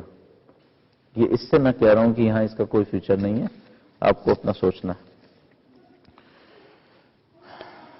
انہوں نے لکھا ہے کہ how you see the current political situation Iran emerging and developing in next 30 years. اچھا، یہ سارے سوالات 30 ایئرس پر ہیں. اچھا، 30 ایئرس کا مطلب ہوتا ہے آپ اسٹریٹجی میں داخل ہو گئے. صحیح ہے. ہم لوگ جب کنٹری وائز اسٹریٹجی کے بارے میں بات کر رہے ہوتے ہیں تو وہ 25 ایئرس کے بعد ہو رہی ہوتی ہے. تو کوئی اسٹریٹجک انسٹیٹیوٹ اگر کوئی بنتا ہے تو وہ 30 ایئرس کم از کم لے رہا ہوتا ہے. مجھے کنفرم پتا ہے کہ امریکہ میں کم از کم ایک انسٹیٹیوٹ مجھے کنفرم پتا ہے کہ جو 200 ایئرس کے لیے پلان کرتا ہے کہ امریکہ کو اگر 200 ایئرس کے بعد کسی جگہ پہنچنا ہے تو وہ کیا کرنا ہوگا اس کو. ٹھیک ہے. تو مثلا انہوں نے کہا کہ ایران 30 ایئرس کے بعد، یہ جتنے میں نے ایلیمنٹس آپ کے سامنے گنوائے، یہ دیکھیے گا اس میں ایران کی پوزیشن کیا ہے. ایمرجنگ ہے یا نیچے جا رہی ہے؟ اگر ایمرجنگ ہے تو اس کا مطلب یہ ہے کہ ان کا فیوچر اچھا ہے. پوری اسلامک کنٹریز کے اندر 2 کنٹریز اس وقت، چلیے ایک اور آپ کو انڈیکیٹرز کرتا چلوں، وہ شاید آپ زیادہ آسانی سے قبول کر پائیں گے، البتہ میں اس کی بائسنس کے اوپر یقین رکھتا ہوں، لیکن وہ انڈیکیٹر زیادہ ایکسیپٹیبل ہے. وہ یہ ہوتا ہے کہ دنیا بھر کے اندر جو ریسرچ آرٹیکلز چھپتے ہیں وہ کچھ جرنلز کے اندر چھپتے ہیں، کوارٹرلی، جس کو آپ لوگ تعبیر فرمائیں گے. یہ جو ریسرچ آرٹیکلز چھپنے والے جرنلز ہیں یہ لسٹڈ ہیں. لسٹڈ ہیں میڈیکل سائنسز میں یہ ہیں، فزکس میں یہ ہیں، میتھمیٹکس میں یہ ہیں، کیمسٹری میں یہ ہیں. ان سب کو جمع کر کے ایک ادارہ کاؤنٹ کرتا ہے کہ کس ملک کا کنٹریبیوشن کتنا تھا. پوری دنیا کے اسلامی ممالک کے اندر 2 ملکوں کا کنٹریبیوشن اس وقت ٹاپ پر ہے. آن ٹاپ اس وقت ترکی ہے اور سیکنڈ نمبر پہ ایران ہے، اور ایمرجنگ ایران ہے. اس کا مطلب ہے ٹرکی بیٹ ہوگا. صحیح ہے. پوری دنیا کے اندر ریسرچ پیپر کے اندر سب سے تیزی سے جس ملک کے آرٹیکلز گر رہے ہیں ان میں یہ ملک شامل ہے، یو کے، اور امریکہ بھی شامل ہے. اس کا مطلب یہ ہے کہ ان کے پاس سائنس کی انوویشن جو بعد میں کمرشلائز ہو کر کمپنیز کو ایج دے گی وہ ان کے پاس نہیں ہے. ٹھیک ہے، اس طرح سے دیکھیے گا. اچھا، یہ پھر وہی 30 ایئرز والا کوئی کوشچن ہونا چاہیے تھا، لیکن بہرحال ہاں بالکل ڈفرینٹ کوشچن ہے. ہندوز کے بارے میں، can we touch and eat the food they have been using, what about the bar meetings? اچھا، اس میں میرے خیال میں میں بہت اچھا فیصلہ نہیں کر پاؤں گا کیونکہ میں یہاں رہتا نہیں ہوں، میرے سامنے یہ ایشو آتا نہیں ہے. میں آپ سے اس سے بالکل تو نہیں، تھوڑا ہٹ کر ایک جواب دے دیتا ہوں فیوچر کے لیے. کرنٹ پوزیشن کے لیے یہاں کے جو علماء ہیں وہ آپ ان سے پوچھیں گے بھئی میں بار میٹنگ میں جاؤں نہ جاؤں، ٹچ کروں یا نہیں کروں. میں آپ کو ایک اور ان ڈیپتھ ایک اور بات کہہ دیتا ہوں. مجھے طالب علم بنے ہوئے 28 سال ہو رہے ہیں. 28 سال میں میں نے فقہ کا ایوولوشن دیکھا ہے. یہ ایوالو ہوتی ہے. کس طریقے سے؟ 28 سال پہلے، تقریباً 27 سال پہلے، لگ بھگ 27 سال پہلے ہمارے ایک دوست کو ساؤتھ افریقہ جانا پڑا. 27 سال پہلے آپ سوچیں، اگر آپ ٹریولنگ کر رہے تھے، وہ ساؤتھ افریقہ جا رہے تھے، تو ان کے ذہن میں کوشچن یہ آیا کہ بھائی میں جو ہوں وہ صرف مسلمانوں پہ کام کروں یا غیر مسلمانوں پہ بھی کام کروں. تو وہاں کرسچنز تھے. تو انہوں نے کہا کہ ٹھیک ہے، میں کچھ نہ کچھ جو ہے وہ کرسچنز پر بھی کام کروں گا. تو ان کے سامنے کوشچن یہ آیا کہ میں ان کرسچنز کو انڈر اینی سرکمسٹانسز ہاتھ لگا سکتا ہوں جس سے میرا ہاتھ نجس نہ ہو، یا میں ان کا دیا ہوا کھانا کھا سکتا ہوں ان کے ساتھ بیٹھ کے انڈر اینی سرکمسٹانسز. تو 27 سال پہلے سوال یہ تھا کہ کرسچن نجس ہے، آپ ان سے ہاتھ ملائیں گے، آپ کا ہاتھ گیلا ہوا تو وہ نجس ہو جائے گا، آپ ان کا کھانا کھائیں گے تو نجس ہو جائے گا. یعنی مجھے یاد ہے ہم لوگ اعتکاف میں تھے، یا وہ اعتکاف کا زمانہ تھا، تو وہاں امام خمینی کے دفتر کے ایک نمائندے بھی موجود تھے. تو ان سے ہمارے ان دوست نے خود براہ راست سوال کیا کہ کیا غیر مسلم کے بارے میں کہیں سے کہیں تک فتوے میں کوئی لچک ایسی ہے کہ جس کو استعمال کر کے میں یہ کہوں کہ عیسائی پاک ہیں؟ انہوں نے کہا کہ نہیں ہے. یہ 27 سال پہلے تھا. اس وقت تمام مراجع جتنے بھی بڑے میں جانتا ہوں سب کے سب عیسائی کو پاک کہتے ہیں، اہل کتاب کو پاک کہتے ہیں. صحیح؟ تو ہمیں 27 سال میں کیا ڈیولپمنٹ ملی؟ وہ یہ کہ کم از کم یہ ہوا کہ اہل کتاب نجس سے پاک کے فتوے میں آ گئے. اچھا، یہ آپ نے سن لیا. اب اس کے اوپر ایک ایڈیشن سنیے. علامہ طباطبائی نے اپنی ایک کتاب کے اندر قرآن در اسلام، اس میں انہوں نے لکھا کہ ہندوؤں کے پاس جتنی اچھی توحید ہے اتنی اچھی توحید دوسرے مذاہب میں شاید ہی کسی کے پاس ہے. اسلام کی بات نہیں ہو رہی ہے، دوسرے مذاہب. تو انہوں نے کہا ہندوؤں کی توحید جتنی اچھی ہے. اچھا، ہم ہندوؤں کو کیا سمجھ رہے تھے؟ یہ مشرک ہیں، بت بناتے ہیں، بتوں کے سامنے سجدہ کرتے ہیں، یہ مشرک ہیں. اور علامہ طباطبائی نے کیا کہا کہ ان کی توحید بہترین توحید میں سے ایک ہے. صحیح؟ اچھا، اب اس کا مطلب ہے اگلے 27 سال میں کیا ڈیولپمنٹ ہونے والی ہے؟ یہ ہونے والا ہے. صحیح ہے؟ میں تو مر جاؤں گا، آپ زندہ رہیں گے، ہندوؤں کا کھانا کھائیے گا، کوئی مسئلہ نہیں ہوگا، آپ کی پرابلم سالو ہو جائے گی. تو وہ جو باہر والا انہوں نے کوشچن کیا بھائی ہمیں ہندوؤں کے ساتھ مکس ہونا پڑتا ہے، تو اگر آپ کی ایج اتنی کم ہے کہ آپ 20-25 سال برداشت کر سکیں تو آپ کو یہ مل جائے گا فتویٰ کہ یہ حلال ہے. یہ مجھے پتا ہے کہ یہ انڈر پروسیجر ہے، انڈر ریسرچ ہے، اور ریسرچ میں بہت حد تک انکلائننگ اب اس بات کے اوپر ہے کہ نہیں، ہم ان کے بارے میں اچھی انڈرسٹینڈنگ نہیں رکھتے تھے، اور ان کی بکس میں توحید ہے، جیسے کہ علامہ طباطبائی نے اپنی کتاب کے اندر لکھا ہے. میرا اپنا یہ خیال ہے کہ بہت زیادہ مدت اب نہیں لگے گی، بہت زیادہ مدت نہیں لگے گی، اور میرا اپنا یہ خیال ہے کہ اوپینین میں کچھ نہ کچھ چینج آئے گا، مجھے یوں لگتا ہے. اچھا، اب آپ کے ذہن میں ایک سوال آ رہا ہوگا، وہ یہ کہ بھئی یہ کیسی فقہ ہے جو اس طرح سے تبدیل ہوتی رہتی ہے حالات کے اوپر؟ سوال یہ ہے کہ آیا اجتہاد ہے ہمارے پاس یا نہیں ہے؟ اگر اجتہاد ہے تو اس کا مطلب کیا ہے؟ اس کا مطلب یہ کہ آپ کے پاس ریسرچ کی گنجائش موجود ہے. آپ کسی نظریے، کسی فکر کے بارے میں ایک اوپینین رکھتے تھے، بعد میں آپ کو پتا چلا کہ جو آپ کی اوپینین تھی وہ صحیح اوپینین نہیں تھی، آپ کو کچھ اور بھی دیکھنا تھا. یہ وہ چیز ہے. اگلا question. If someone in his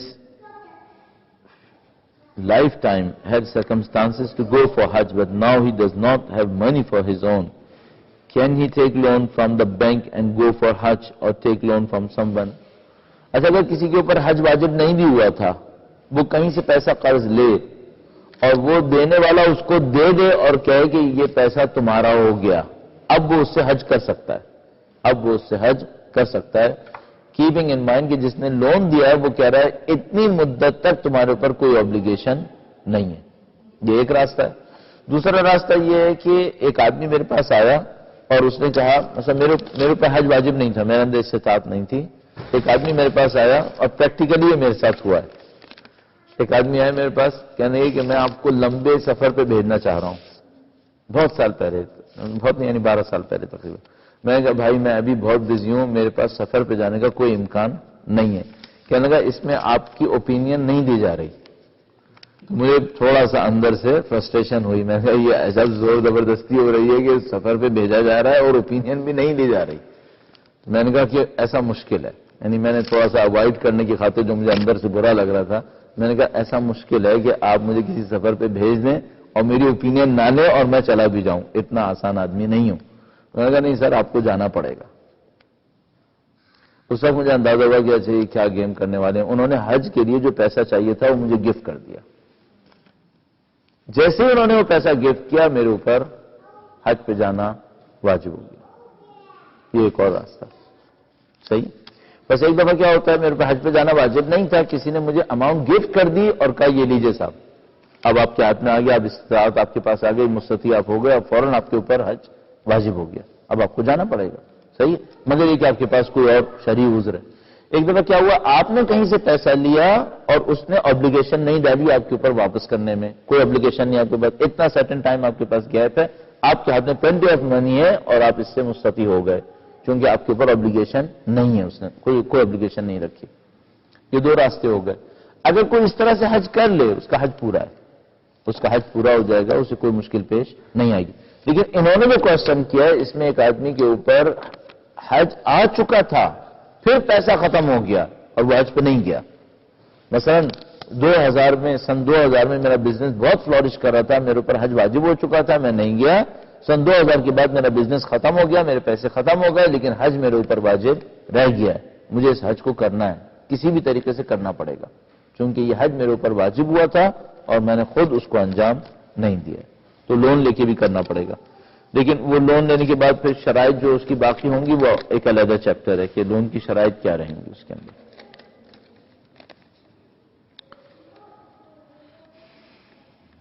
صحیح ہے.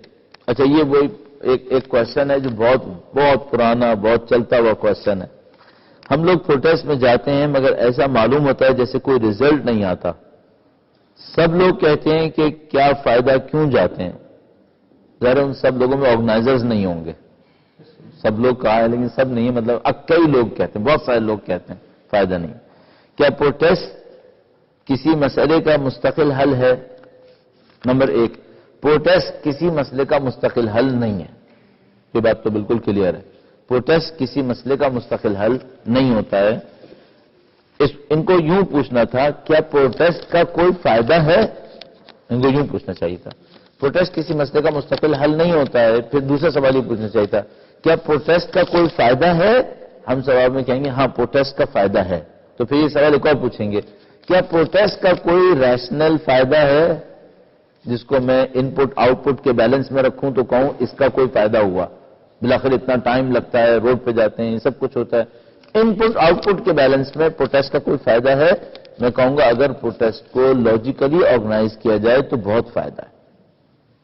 اور اگر آپ نے پروٹیسٹ کے کام کو دنیا کے ہر کام کی طرح بے طریقے سے کیا، بے ڈھنگے طریقے سے کیا، پھر کوئی فائدہ نہیں ہوگا.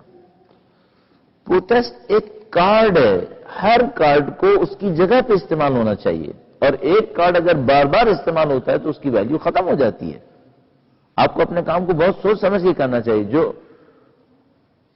مذاق میں یوں کہتے ہیں کہ ہم امیر لوگ نہیں ہیں لہذا کپڑا مہنگا خریدتے ہیں. کہتے ہیں ہم امیر نہیں ہیں لہذا ہم کپڑا کیا خریدتے ہیں؟ مہنگا خریدتے ہیں. ہم غریب لوگ ہیں، ہم مہنگا کپڑا خریدتے ہیں. کیوں؟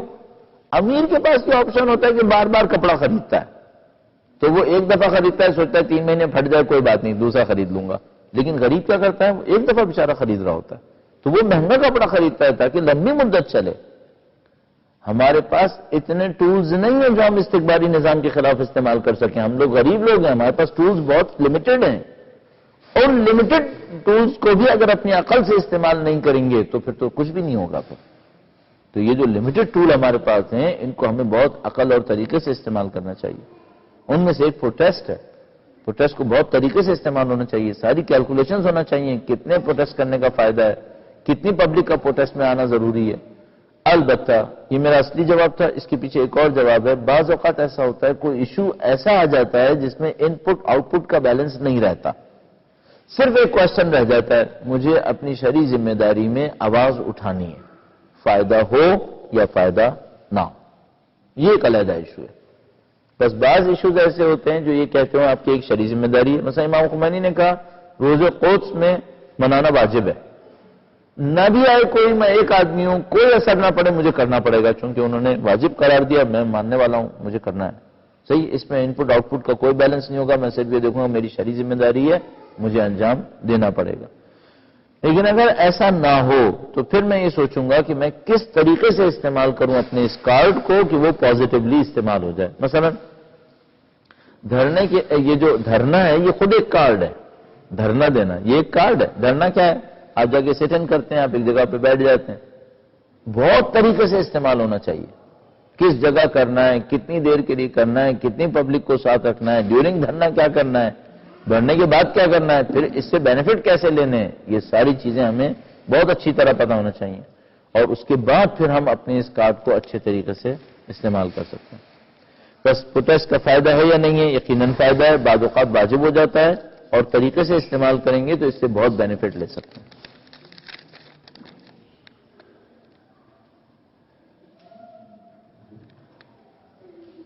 ہاں، بہت اچھا کوشچن ہے۔ کیا کوئی ایسا اسٹینڈرڈ ہے جس پر کوئی قوم کلچرلی اور ریلیجیسلی یکساں ترقی کر سکے؟ یعنی کیا ایسا ہو سکتا ہے کہ ایک قوم کلچر میں بھی ترقی کرے، ریلیجن میں بھی ترقی کرے، اور یہ دونوں ترقیاں برابر برابر کی ہوتی رہیں؟ اس کا ایک ہڈن کوشچن ہے، ایک ہڈن اسٹیٹمنٹ ہے۔ اس کا ہڈن اسٹیٹمنٹ یہ ہے کہ جو قوم کلچر میں ترقی کرتی ہے وہ ریلیجن میں پیچھے رہ جاتی ہے، جو ریلیجن میں ترقی کرتے ہیں وہ کلچر میں پیچھے رہ جاتے ہیں۔ میں اس میں ایک اور فیکٹر بھی اضافہ کر دوں، وہ industries, finance, monetary wealth, political power, ان سب کو بھی دیکھ لیں۔ صحیح ہے؟ تو ابھی کیا ایسا ہو سکتا ہے کہ ایک قوم تمام سیگمنٹس کے اندر ایک ساتھ ترقی کرے؟ یہ ہو سکتا ہے؟ میں کہوں گا کہ اگر دین کامل ہو تو ہو سکتا ہے، اگر اس کا ریلیجن پرفیکٹ ریلیجن ہو تو یہ ہو سکتا ہے، بلکہ یہی ہونا چاہیے۔ اور اگر ایسا نہیں ہو رہا، اس کا مطلب ہے یا تو اس کا دین ناقص ہے یا اس نے اپنے دین پہ صحیح طریقے سے عمل نہیں کیا۔ بس اگر دین کامل ہو اور یہ دین کامل کے اوپر صحیح طریقے سے عمل کر رہے ہوں تو تمام سوسائٹی کے تمام پارٹس کو ایک ساتھ ترقی کر لینا چاہیے۔ درود بھیجیں محمد و آل محمد۔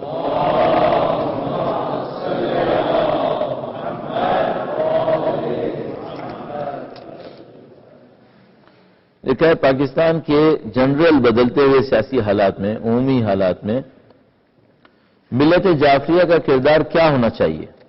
ہاں، یعنی پاکستان کی صورتحال، سیاسی صورتحال ہمارے سامنے ہے۔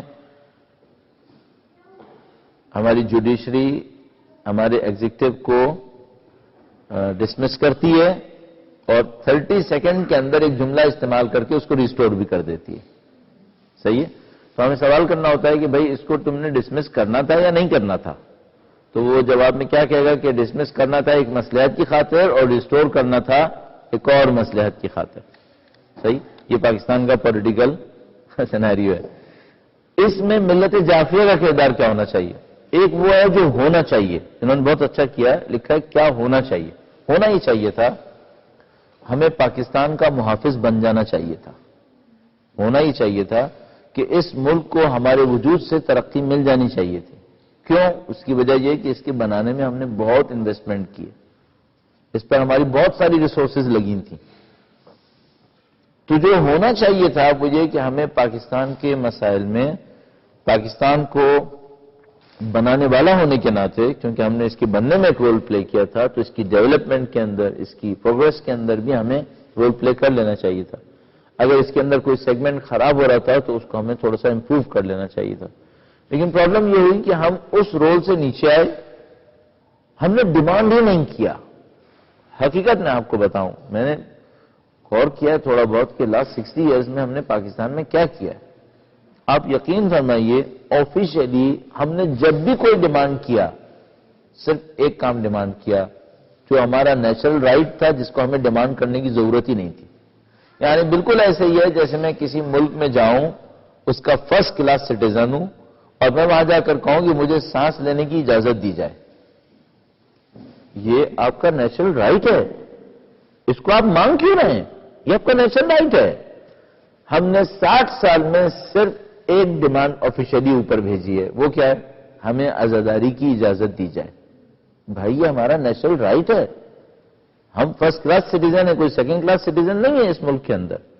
اگر فرسٹ کلاس سٹیزن ہے اور ہمارے پاس اس کی سٹیزن شپ موجود ہے تو اس کے اندر ہمارے دینی جذبات کے اظہار کے لیے گنجائش موجود ہے.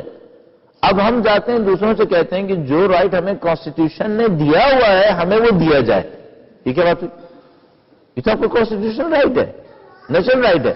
اچھا اس کے علاوہ آپ مطالبہ ہی نہیں کر رہے، اس کے علاوہ آپ مطالبہ ہی نہیں کر رہے، تو اس کا مطلب یہ ہے کہ آپ کوئی فنڈامنٹل مسٹیک کر رہے ہیں. اور اس مسٹیک کی وجہ سے ہمارا پاکستان کے سیاست میں، پاکستان کی اقتصاد کے اندر جو بھی ہمارا رول ہے وہ ابھی تک ویگ ہے. ہمیں بھی نہیں معلوم کیا رول ہے ہمارا. ہمیں اس رول کو پازیٹیولی پلے کرنا تھا تاکہ ہم اس کے لیے بہتر بن سکتے. دوسرا کوشچن اور امپورٹنٹ ہے، انہوں نے بہت اچھا لکھا ہے، ملت جعفریہ کے اتحاد کے لیے کیا پاسبلٹیز ہیں؟ Very good question. نہیں لکھا ملت جعفریہ متحد ہے یا نہیں ہے، ملت جعفریہ کا اتحاد مثال کے طور پر کیوں نہیں ہو رہا. انہوں نے لکھا ہے پاسبلٹیز کیا ہیں. صحیح، پاسبلٹیز ہیں. پاسبلٹیز میں جو ایک پاسبلٹی ہے وہ یہ کہ ہم اپنے دین کو لوگوں تک پہنچا سکیں. اگر ملت جعفریہ کو یہ سمجھ میں آ جائے کہ ملت جعفریہ ہے، چھٹے امام کے ماننے والے ہیں اور ان چھٹے امام کی تعلیمات کیا ہیں، تو اس قوم کو متحد بہت آسانی سے کیا جا سکتا ہے. بس اس کی پاسبلٹیز کیا ہیں؟ اس کی پہلی پاسبلٹی یہ ہے کہ ہم اس قوم کی آئیڈینٹیفیکیشن کو اس کی ٹرو آئیڈینٹیفیکیشن میں تبدیل کر لیں. اگر یہ واقعی جعفریاں ہیں تو ان کو پتا ہونا چاہیے چھٹے امام کی تعلیمات کیا ہیں، اور ان تعلیمات پر اگر یہ عمل کر رہے ہوں تو ان کے اندر اتحاد ایجاد کرنا کوئی مشکل کام نہیں ہونا چاہیے. میرا اپنے خیال ہے کسی بھی صورت میں لمبی مدت میں ہمیں یہی کرنا پڑے گا. لمبی مدت میں جو کام کرنا پڑے گا وہ یہی ہوگا، وہ یہ کہ ہم اپنے قوم کے اندر وہ صحیح دین اجاگر کریں، جگا دیں جس کے یہ ماننے والے ہیں، اور اس کے بعد پھر ہمیں یہ رزلٹ حاصل ہو سکے گا. فرق ہے تو روشن ڈالیں. بعض کہہ دیتے ہیں کہ ہمیں کربلا میں دفن کریں، اس کا اثر کچھ میت پر ہے یا نہیں. یہ جو آخری بات تھی میں یہاں سے شروع کرتا ہوں. کوئی کہتا ہے کہ مجھے صحیح پہلے ایک دو بچے شور کر رہے تھے، اب زیادہ بچے شور کر رہے ہیں، اللہ بہتر کرے گا. تو اس میں یہ تھا کہ یہ بات کہ کربلا میں دفن ہونے کا اثر ہے یا نہیں ہے. ہمارے پاس ایک عجیب روایت موجود ہے. یہ بہت اچھا ہے کہ کوئی کہہ رہا ہے کہ مجھے کربلا میں دفن ہونا چاہیے، اس امکان کے ساتھ کہ وہ اس کے لیے پروویژن بھی رکھے جائے. پھر ایسا نہ ہو کہ سب کا سب وہ پسماندگان پہ چھوڑ کے چلے جائے کہ اب تم جانو تمہارا کام جانے، اس کو تم کیسے کرو گے، اس کا پروویژن بنا کے چلا جائے. تو یہ اچھا ہے. ایک ہمارے پاس روایت موجود ہے کہ اللہ تعالیٰ نے کچھ فرشتے بنائے ہوئے ہیں. میرے پاس روایت ہے کہ اللہ تعالیٰ نے کچھ فرشتے بنائے ہوئے ہیں. آیت اللہ دستگیر نے بھی اس روایت کو کہیں پہ نقل کیا، بیان کیا. اور ان فرشتوں کا کام یہ ہے کہ وہ مردوں کو منتقل کرتے ہیں، مردوں کو منتقل کرتے ہیں. مثلا کن مردوں کو کہاں منتقل کرتے ہیں؟ تو اس میں کہنا ہے ان کا یہ تھا کہ جو لوگ سید الشہداء کے سچے چاہنے والے ہیں، خدا ان کے اجساد کو کربلا پہنچاتا، اور جو کربلا کے اندر بسنے والے سید الشہداء کے چاہنے والے نہیں ہیں ان کے جسموں کو کہیں ایسی جگہ پہ جہاں پہ پہنچ جانا چاہیے وہاں پہنچاتا ہے. تو یہ روایت موجود ہے ہمارے پاس. ممکن ہے کوئی کہے کہ یہ سمبولک ہے، لیکن بہرحال اس طرح کا کانسیپٹ ہمارے پاس موجود ہے کہ اجساد منتقل ہوتے ہیں. بس میں ایک اور بات سوچتا ہوں، اگر میں یہ وصیت کر کے مر جاؤں کہ مجھے کربلا میں دفن کریں، شاید اس اظہار محبت پہ ثواب ملے، لیکن اگر میں اہل نہیں ہوا تو کیا میری ڈیڈ باڈی وہاں رہے گی؟ پھر اگر وہ روایت صحیح ہے تو اور میں اہل نہیں ہوا کے اندر، وہ یہ ہے کہ بھئی یہ جو لوگ یہاں پہ دفن کرنے سے بچتے ہیں اور کہہ رہے ہیں مجھے پاکستان میں دفن کرنا چاہیے، یہ واقعی صحیح ہے یا غلط ہے؟ میں پھر کہوں گا اس لوکل ایشو کے لیے میں مناسب آدمی نہیں ہوں. اس لوکل ایشو کے لیے جو یہاں کے ریزیڈنٹ علماء ہیں وہ زیادہ مناسب لوگ ہیں. ان کو پتا ہوگا کہ یہاں کی سوسائٹی کی ڈائنامکس کیا ہیں، رولز کیا ہیں، اور یہاں پر دفن ہونے سے کیا پازیٹیو نیگیٹو اثرات ہو سکتے ہیں. تو وہ میرے خیال میں اس سوال کا جواب دیں، یہ زیادہ بہتر بات ہوگی.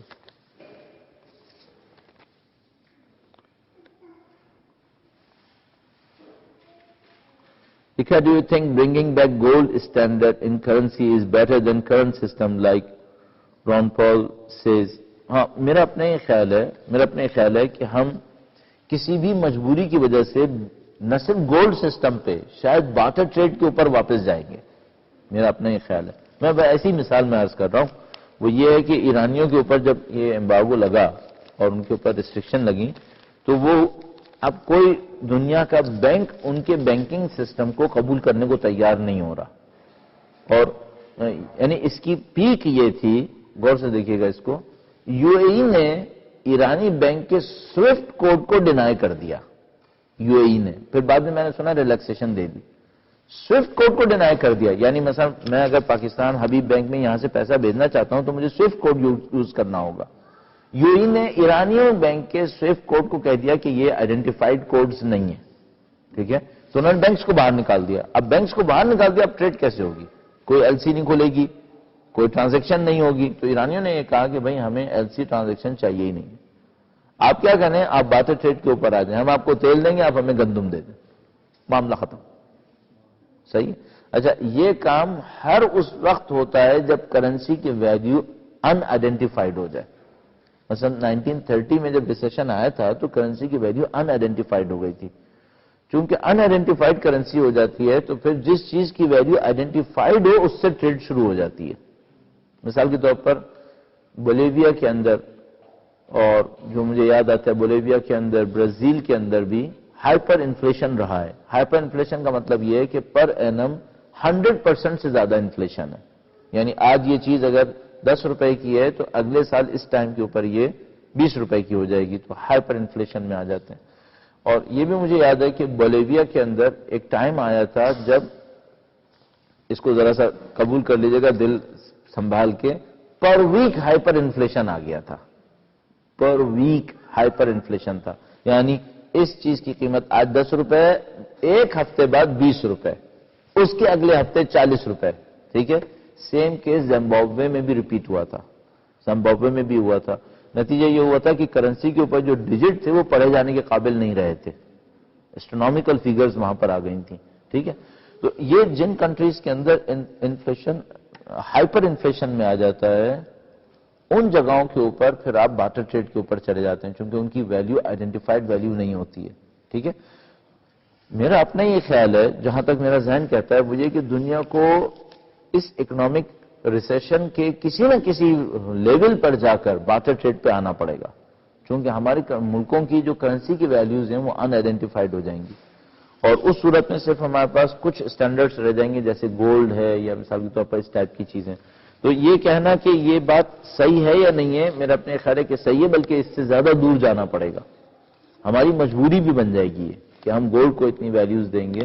بس آپ ایک چھوٹا سا کام کر لیجئے، اور یہ ٹائم مسلسل نزدیک آ رہا ہے، یہ دیکھتے رہیے گا کرنسیز ڈی ویلیو ہو رہی ہیں نہیں ہو رہی ہیں، یا ان کی ویلیو ان آئیڈینٹیفائڈ ہو رہی ہے یا نہیں ہو رہی. تو یہ یورپ کے اندر یہ اسٹیج تقریباً موسٹ آف دا کنٹریز کے اندر ہو گیا کہ ان کو پتا ہے یہ کرنسیز اب ریلائبل پیسز نہیں ہیں، کوئی ان کے اوپر لانگ ٹرم انویسٹمنٹ نہیں کر پائے گا.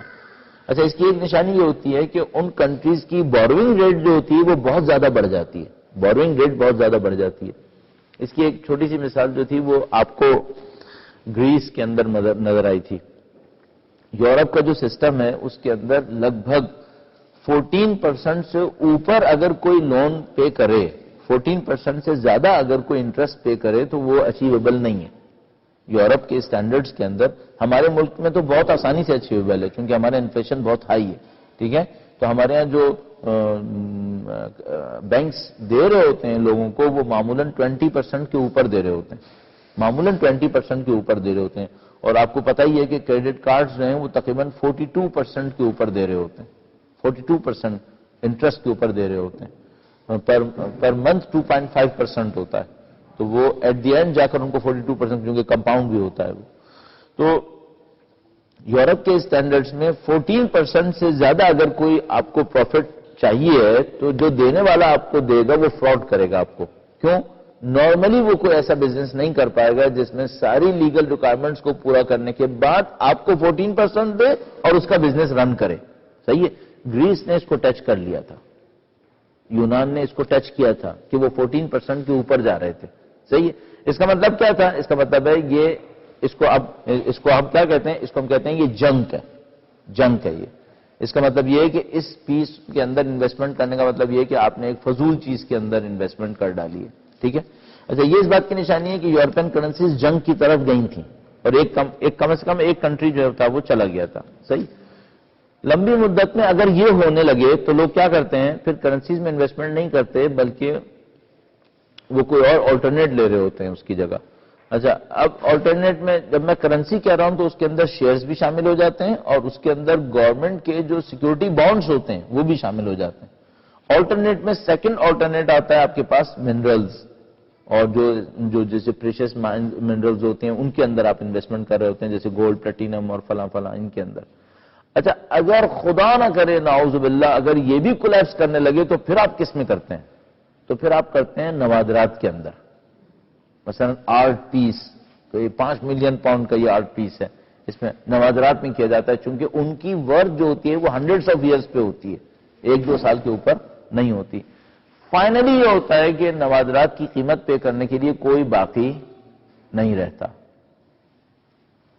نوادرات کو بیچنے والا باقی نہیں رہتا، چونکہ وہ جس قیمت پہ بھی خریدتا ہے وہ سوچتا ہے یہ اگلے ہفتے ختم ہو جائے گی، تو وہ بیچتا ہی نہیں ہے پھر.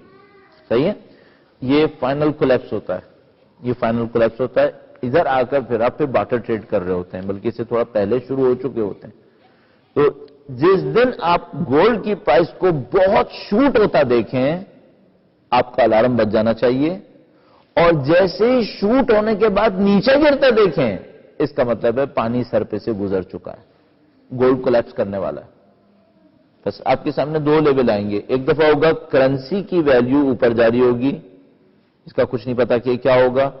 کرنسی کی ویلیو نیچے جاری ہوگی، ایک حد تک تو اوپر نیچے جانا صحیح ہے. کرنسی کی ویلیو بہت نیچے جا رہی ہوگی، اس کا مطلب یہ ہے کہ بیل بج گئی ہے.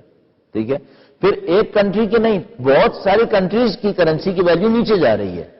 اس کے ساتھ اسٹاک نیچے جا رہا ہے، اس کے ساتھ گورنمنٹ بانڈ نیچے جا رہا ہے. اچھا، ایک بیچ میں ایک اور لیول آتا ہے، اس کو بھی میں بتا چلوں.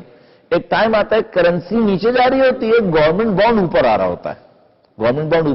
کیوں ہو رہا ہوتا ہے؟ لوگ کرنسی کے اوپر ریلائی نہیں کر پا رہے ہوتے تو گورنمنٹ کے سیکورٹی بانڈ کو اہمیت دے رہے ہوتے ہیں.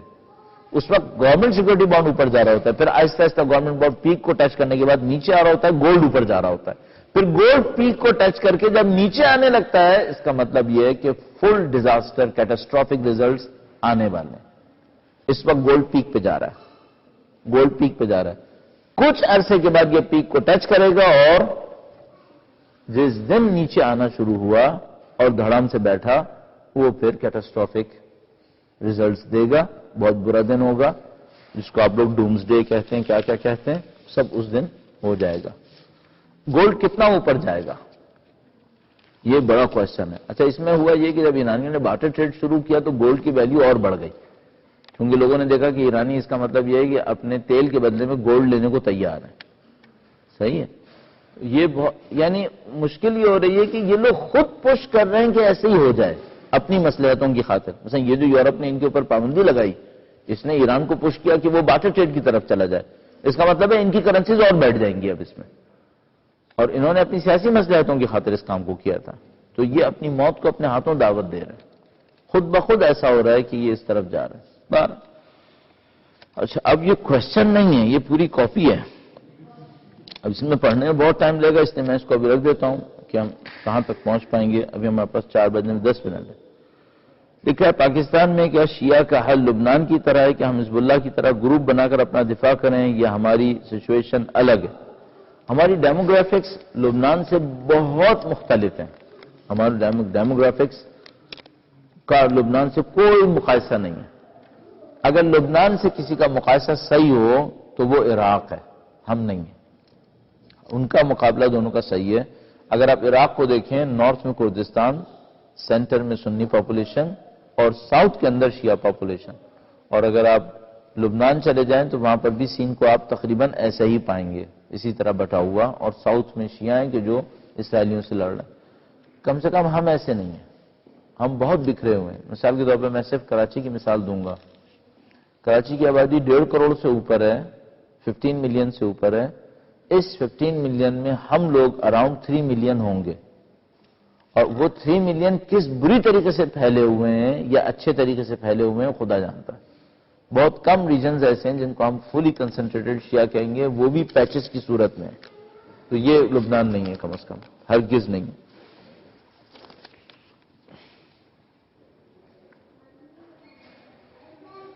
لکھا ہے what are the merits and demerits of taking loan from World Bank. World bank سے آپ لون لیں, میرٹس ڈی میرٹس کیا؟ بہت لمبا کوشچن ہے, بہت لمبی داستان ہے. چلیے میں دو صرف اس کے پہلو عرض کرتا چلوں. ایک طریقہ سوچنے کا یہ کہتا ہے کہ دنیا میں کسی کے پاس پیسہ ہے, وہ پیسہ لگانا چاہتا ہے, کمانا چاہتا ہے. میرے پاس آئیڈیا اور ٹیکنالوجی ہے اور میرے پاس پیسہ نہیں ہے, مجھے پیسہ ملے گا تو میں پیسہ لے کے استعمال کروں گا, اپنی آئیڈیا ٹیکنالوجی کو کمرشلائز کروں گا, میں بھی کماؤں گا, وہ بھی کمائے گا, میرے امپلائیز بھی کمائیں گے اور اکانومی کا پہیہ گھومے گا. یہ بات صحیح ہے, اس میں کوئی برائی نہیں ہے. اسلام کے اندر اس کے چانسز موجود ہیں, اس کو ہم مضاربہ کہتے ہیں اور مختلف اس کے اندر ٹرمنالوجی استعمال کرتے ہیں. یہ بات صحیح ہے. اچھا, اب مسئلہ یہ ہے کہ میرے پاس ٹیکنالوجی نہیں ہے, میرے پاس انوویشن بھی نہیں ہے, اور ایک مجھے قرضہ دینے کو تیار ہے. اب یہ کیا کرے گا؟ یہ خود مجھے بھی خرید لے گا واپسی میں, چونکہ معلوم ہے میں پے بیک نہیں کروں گا, میرے پاس ٹیکنالوجی نہیں ہے, میرے پاس انوویشن بھی نہیں ہے, کام کا طریقہ بھی نہیں آتا ہے مجھے. آپ اس کی مثال کو اس طرح سے امپلیمنٹ کیجئے گا. پاکستان کا کرپٹ بیوروکریسی باہر سے آنے والے لونز کے تقریباً 80% کو خود کنزیوم کرتی ہے, تقریباً 80% کو خود کنزیوم کرتی ہے. 20% پروجیکٹس میں لگتا ہے.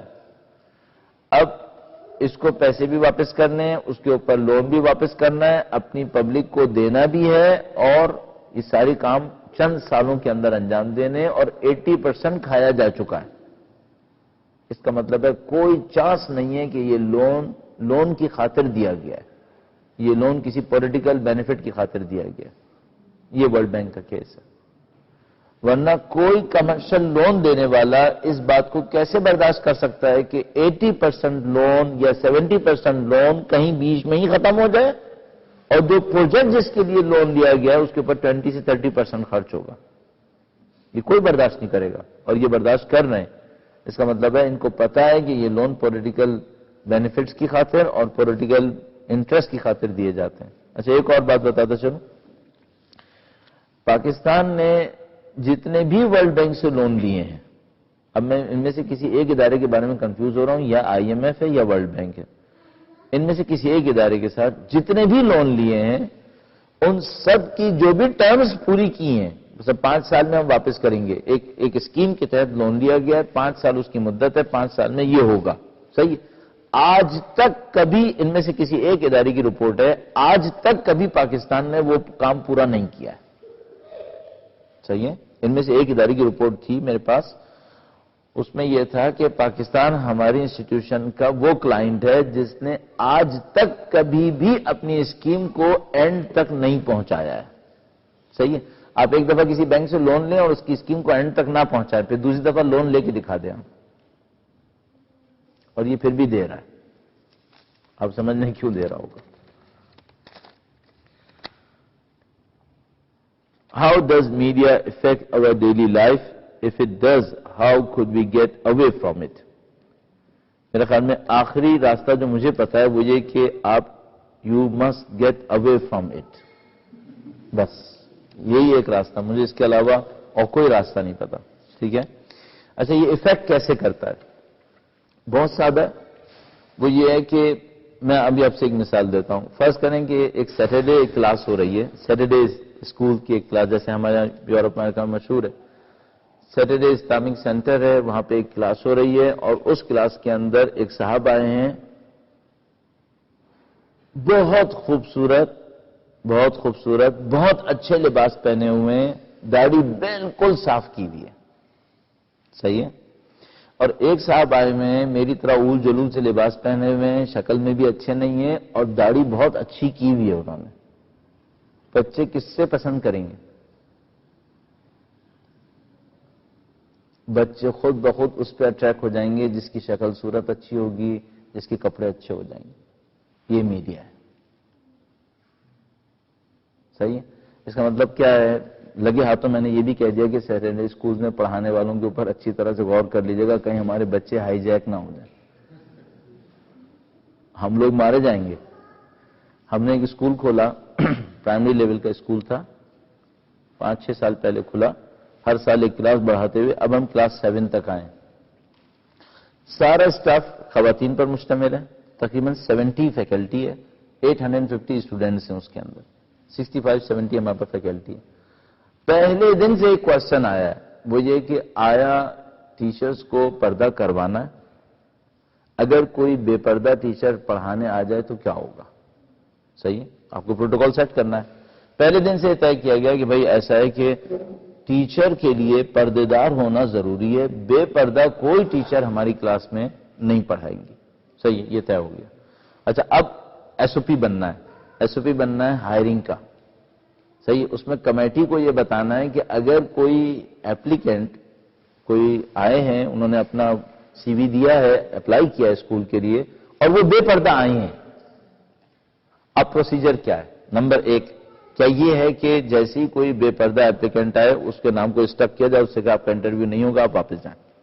نمبر 2، انٹرویو لے لیا جائے فارمیلٹی کے طور پہ اور نیچے اسٹک کر دیا جائے کہ بھائی اس کا کچھ نہیں ہو سکتا، اس کو واپس بھیج دو. نمبر 3، اس کو بے پردگی کے عالم میں کچھ وقت پڑھانے کی اجازت دے دی جائے، بعد میں دیکھیں گے کہ اس کے ساتھ کیا کرنا ہے. نمبر 4، کمیٹی جج کرے کہ یہ واقعاً پردہ کرے گی یا نہیں کرے گی. اگر پردہ کرے گی تو اس کو رکھ لیا جائے، اور پردہ نہیں کرے گی تو نہیں رکھا جائے. یہ باتیں کوشچنز ہو گئے. اچھا، ایک اور کوشچن ہے، وہ یہ کہ یہ جو ٹیچرز پردہ کریں گی، اگر اسکول آورز کے بعد پردہ نہیں کیا تو کیا ہوگا؟ صحیح ہے، اگر اسکول آورز کے بعد وہ پردہ نہ کرے اور ہم اس سے کہیں کہ نہیں آپ نے اسکول آورز کے بعد بھی کرنا ہے، تو وہ کہہ سکتی ہے کہ بھئی آپ نے جو مجھے پیسے دیے ہیں وہ 5 گھنٹے کے دیے ہیں، 24 گھنٹے کے پیسے نہیں دیے ہیں، تو آپ مجھ پہ کیسے زور لگا سکتے ہیں کہ میں اس کے بعد پردہ کروں یا نہ کروں؟ صحیح. اچھا، ہماری ایک اور مصلحت ہے، وہ یہ کہ اگر ہماری خواتین نے اسکول آورز کے باہر پردہ نہیں کیا اور ہمارے بچوں نے دیکھا کہ میری میڈم اسکول میں پردہ کرتی ہیں اور باہر وہ دیکھو کس طریقے سے پھر رہی ہیں، تو بچے پہ کیا اثر پڑے گا؟ بچہ اس ٹیچر سے کم از کم جو چیز سیکھے گا وہ منافقت ہے، کہ مجھے منافق ہونا چاہیے، دکھاؤں کچھ اور اندر کچھ اور. صحیح ہے. اچھا، اب ایک اور کوشچن ہے، وہ یہ کہ اگر آپ نے ٹیچرز کو باؤنڈ کیا کہ وہ اسکول آورز کے بعد بھی پردہ کریں، اس باؤنڈنگ کے ہوتے ہوئے آپ کے پاس نمبر آف اپلیکیشنز کتنی ہوں گی، اور کس اسٹف کو آپ اپنے اسکول میں پڑھانے کے لیے ہائر کر رہے ہوں گے؟ آیا وہ ایکیڈیمکس میں اور اپنی ایکسپرٹیز میں اس لیول پر ہوں گے کہ آپ دوسرے اسکول سے مقابلہ کر سکیں؟ تو کیا آپ یہ قربانی دینے کو تیار ہیں؟ ہم نے قربانی دے دی. ہم نے اناؤنسمنٹ کیا کہ ہمیں 6 ٹیچرز چاہیے، ہمیں پردے دار چاہیے، اور جب انہوں نے فارم لیا تو اس فارم پہ لکھا تھا کہ آپ کو اسکول آورز کے بعد بھی پردہ کرنا ہوگا، اور یہ پالیسی اتنی سخت ہے کہ اگر ہمیں رپورٹ ملی کہ آپ نے اسکول آورز کے بعد پردہ نہیں کیا تو آپ کو اگلے ہی دن فارغ کر دیا جائے گا. صحیح ہے. ہمارے خیال میں میڈیا کا اثر اتنا برا ہو سکتا ہے، ہم اس کا رسک نہیں لے سکتے. میں آپ کو آخری ایک اور بات بتایا چلوں، میں کبھی کبھی مذاق میں کہتا ہوں، اسکول میں جب کبھی جاتا ہوں وزٹ وغیرہ کے اوپر، میں کہتا ہوں اسکول میں چند پارٹس ہوتے ہیں ہر اسکول کے اندر. ایک اس کا کریکولم ہوتا ہے، ایک اس کی فیکلٹی ہوتی ہے، ایک اس کی مینجمنٹ ہوتی ہے، ایک اس کا انوائرمنٹ ہوتا ہے. ٹھیک ہے، تو میں یہ کہتا ہوں آپ فیکلٹی اپنی لاؤ، مینجمنٹ اپنی لاؤ، بلڈنگ بھی اپنی لاؤ، مجھے صرف نوٹس بورڈ دے دو، میں آپ کے بچوں کو بگاڑ لوں گا. صرف نوٹس بورڈ مجھے دے دو، میں بچوں کو بگاڑ لوں گا. کیوں؟ اس انوائرمنٹ کے غلط ہونے کی وجہ سے. صحیح. اب یہ جو ٹیلی ویژن ہے یہ ایک انوائرمنٹ ہے. صحیح ہے. اور آپ اس غلط انوائرمنٹ کے ہوتے ہوئے فیکلٹی، سلیبس، بلڈنگ، مینجمنٹ کچھ بھی کر لیں، وہ انوائرمنٹ آپ کو بگاڑ دے گا.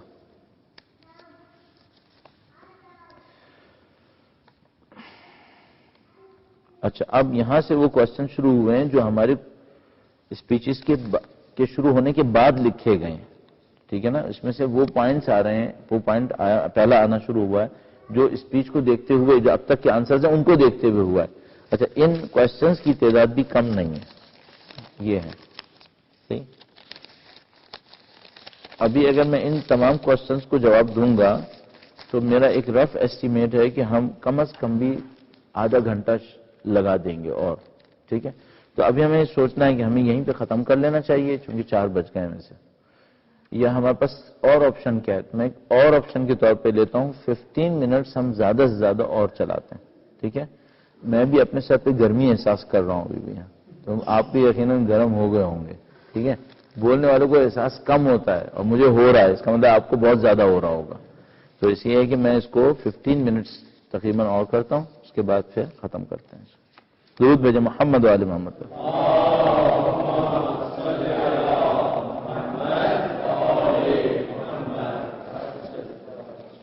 انہوں نے لکھا ہے کہ you discuss about growth of far east and decline of Europe and U S.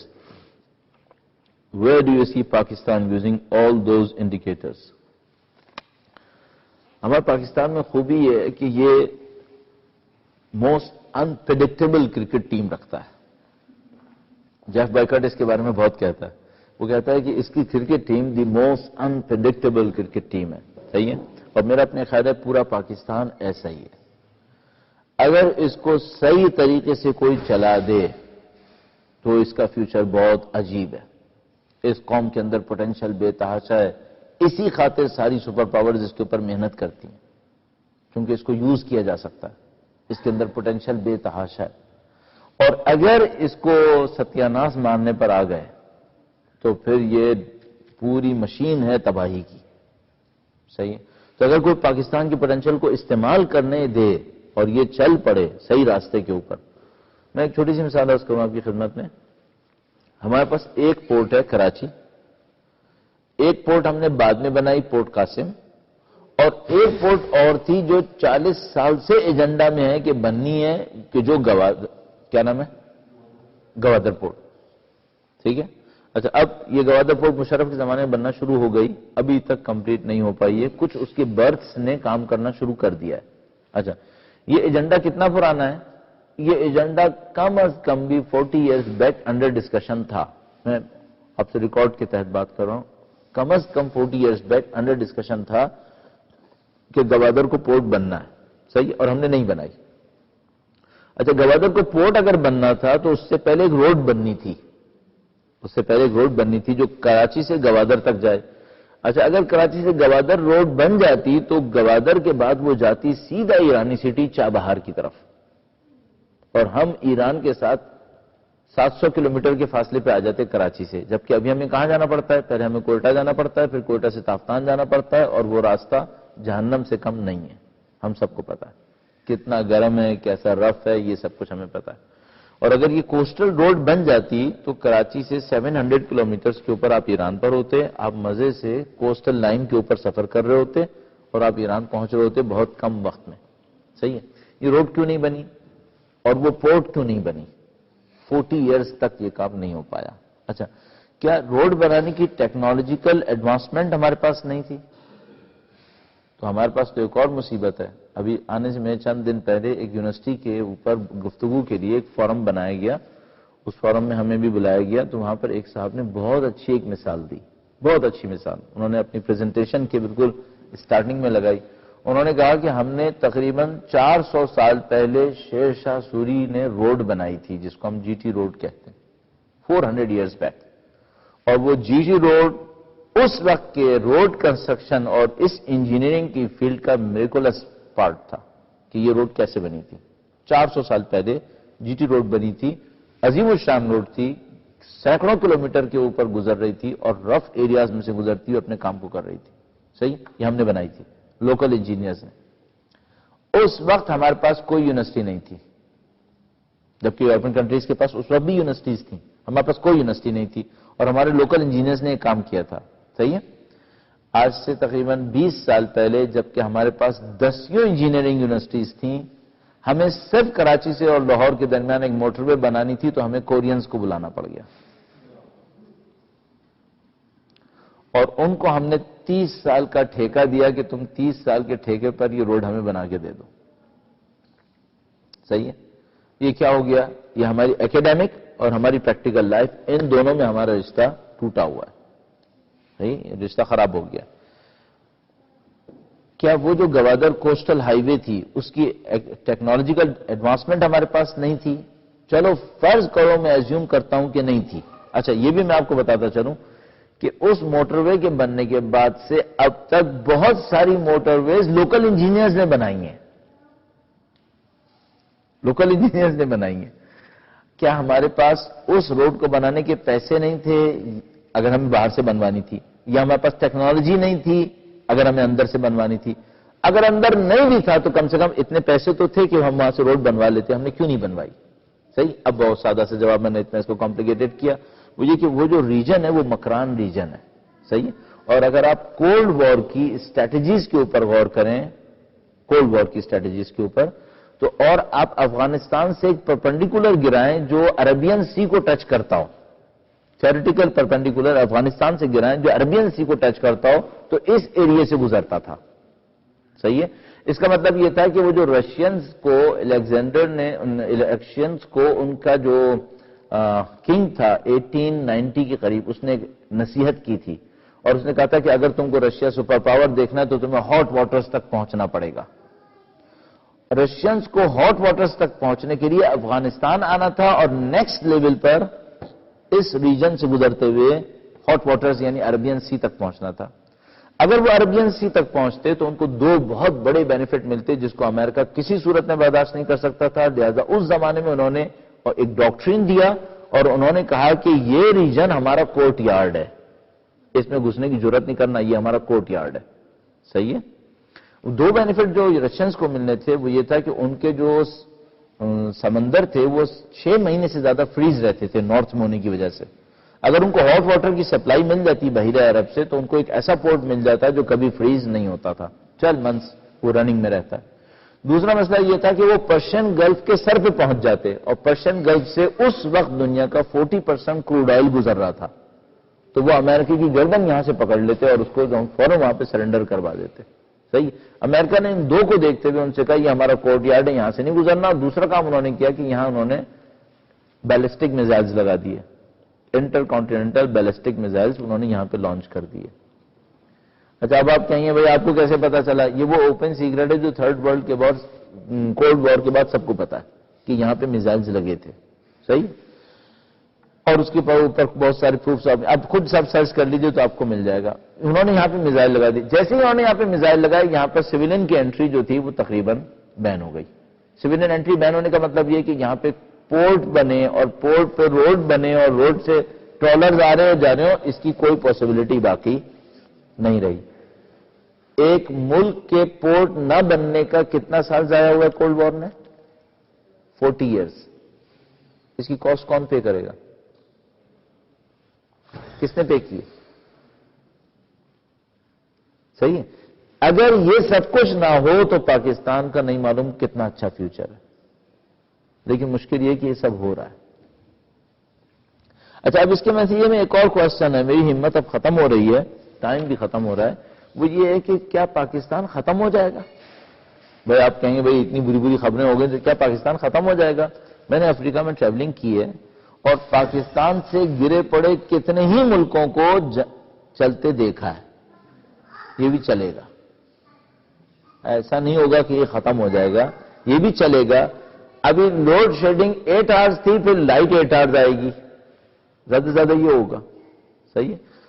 لبنان میں سول وار ہوئی تھی 15 ایئرز اراؤنڈ بیروت کے اندر، اس 15 ایئرز کی سول وار کے نتیجے میں الیکٹریسٹی کے پولز بھی ختم ہو گئے تھے، پولز بھی نہیں تھے، صحیح۔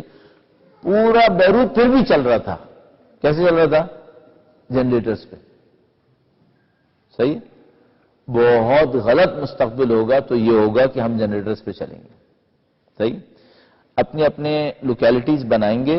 ابھی اگر آپ نے ریسنٹلی سفر کیا ہو زیارت کا تو آپ نے مثلا نجف شاید آپ گئے ہوں، کربلا گئے ہوں، تو آپ نے ایک عجیب منظر دیکھا ہوگا یا شاید آپ نے توجہ نہ کی ہو، زیارت میں ظاہر ہے کہ آپ بہت زیادہ غرق ہوئے ہوں گے۔ آپ نے دیکھا ہو کہ گلیوں کے اندر پول کے ساتھ ساتھ 40-50 تار چل رہے ہوتے ہیں، بعض اوقات 40-50 بھی کم کہہ رہا ہوں، 100 تار بھی چل رہے ہوتے ہیں. یہ تار کس کے ہیں؟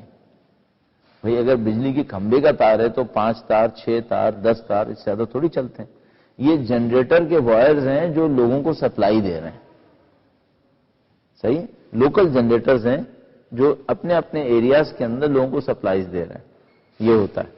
اچھا، اس کے نتیجے میں یہ ہوتا یہ ہے کہ وہ جو میں نے آپ کو کہا تھا نا، وابڈا جیسی ایسوسی ایشن ہوتی ہے یا جو آرگنائزیشن ہوتی ہے جس کے پاس ایک باسکٹ ہوتا ہے بجلی کی جنریشن کا، تو اس میں کوئی ہائیڈرو الیکٹریسٹی ہوتی ہے، کہیں پر اس میں اٹامک ہوتی ہے، کہیں پر اس میں ڈیزل کے اوپر بیس ہوتی ہے، کہیں پر گیس پہ بیس ہوتی ہے. تو اس کا جو باسکٹ ہوتا ہے اس کی وجہ سے پر یونٹ کاسٹ اس کی بہت کم ہو جاتی ہے، چونکہ ہائیڈرو الیکٹریسٹی بہت سستی ہوتی ہے. اگر یہ نہ ہو اور آپ پیور ڈیزل پہ چلاتے ہو تو 1 یونٹ بجلی کا 20 روپیز سے اوپر جائے گا. کرنٹلی ہم لوگ 13 روپیز پے کر رہے ہیں، تو ہماری یہ حالت ہے. صحیح؟ یہ ہوگا، ابھی بھی ہو رہا ہے. مثال کے طور پر کراچی میں، جہاں تک میں ظاہر جاتا ہوں کراچی میں، تو مجھے بہت اچھی طرح پتا، دوسرے شہروں کے اندر بھی یہی ہے، تقریباً ہر گھر نے یو پی ایس لگایا ہوا ہے یا جنریٹر لگایا ہوا ہے. اچھا، یہ جو آپ کہہ رہے ہیں یو پی ایس یا جنریٹر، اس کا مطلب ہے آپ کی پر یونٹ الیکٹریسٹی کی کاسٹ 20 روپیز سے ایکسیڈ کر رہی ہے. صحیح ہے؟ یہ فضول خرچی کیوں کر رہے ہیں آپ؟ کیونکہ آپ کو گریڈ سے الیکٹریسٹی نہیں مل رہی ہے. زیادہ سے زیادہ یہ ہوگا. اس وقت جتنی بھی ہاؤسنگ اسکیمز بن رہی ہیں اس پلاننگ پر بن رہی ہیں کہ گریڈ سے آف گریڈ ہو کر کم از کم 10 گھنٹے تو ہمیں چلانی ہے. آف گریڈ کم از کم 10 گھنٹے. میں خود ہاؤسنگ اسکیم بنا رہا ہوں اور اس ہاؤسنگ اسکیم کے اندر کم از کم پلاننگ یہ کر رہا ہوں کہ مجھے گریڈ پر 12 گھنٹے سے زیادہ نہیں رہنا ہے. 12 آورز سے زیادہ گریڈ کے اوپر نہیں رہنا ہے، کیونکہ اس سے زیادہ مجھے پتا ہے نہیں ملنا ہے مجھے، تو میں بلا جب لوگوں کو دھوکے میں کیوں رکھوں؟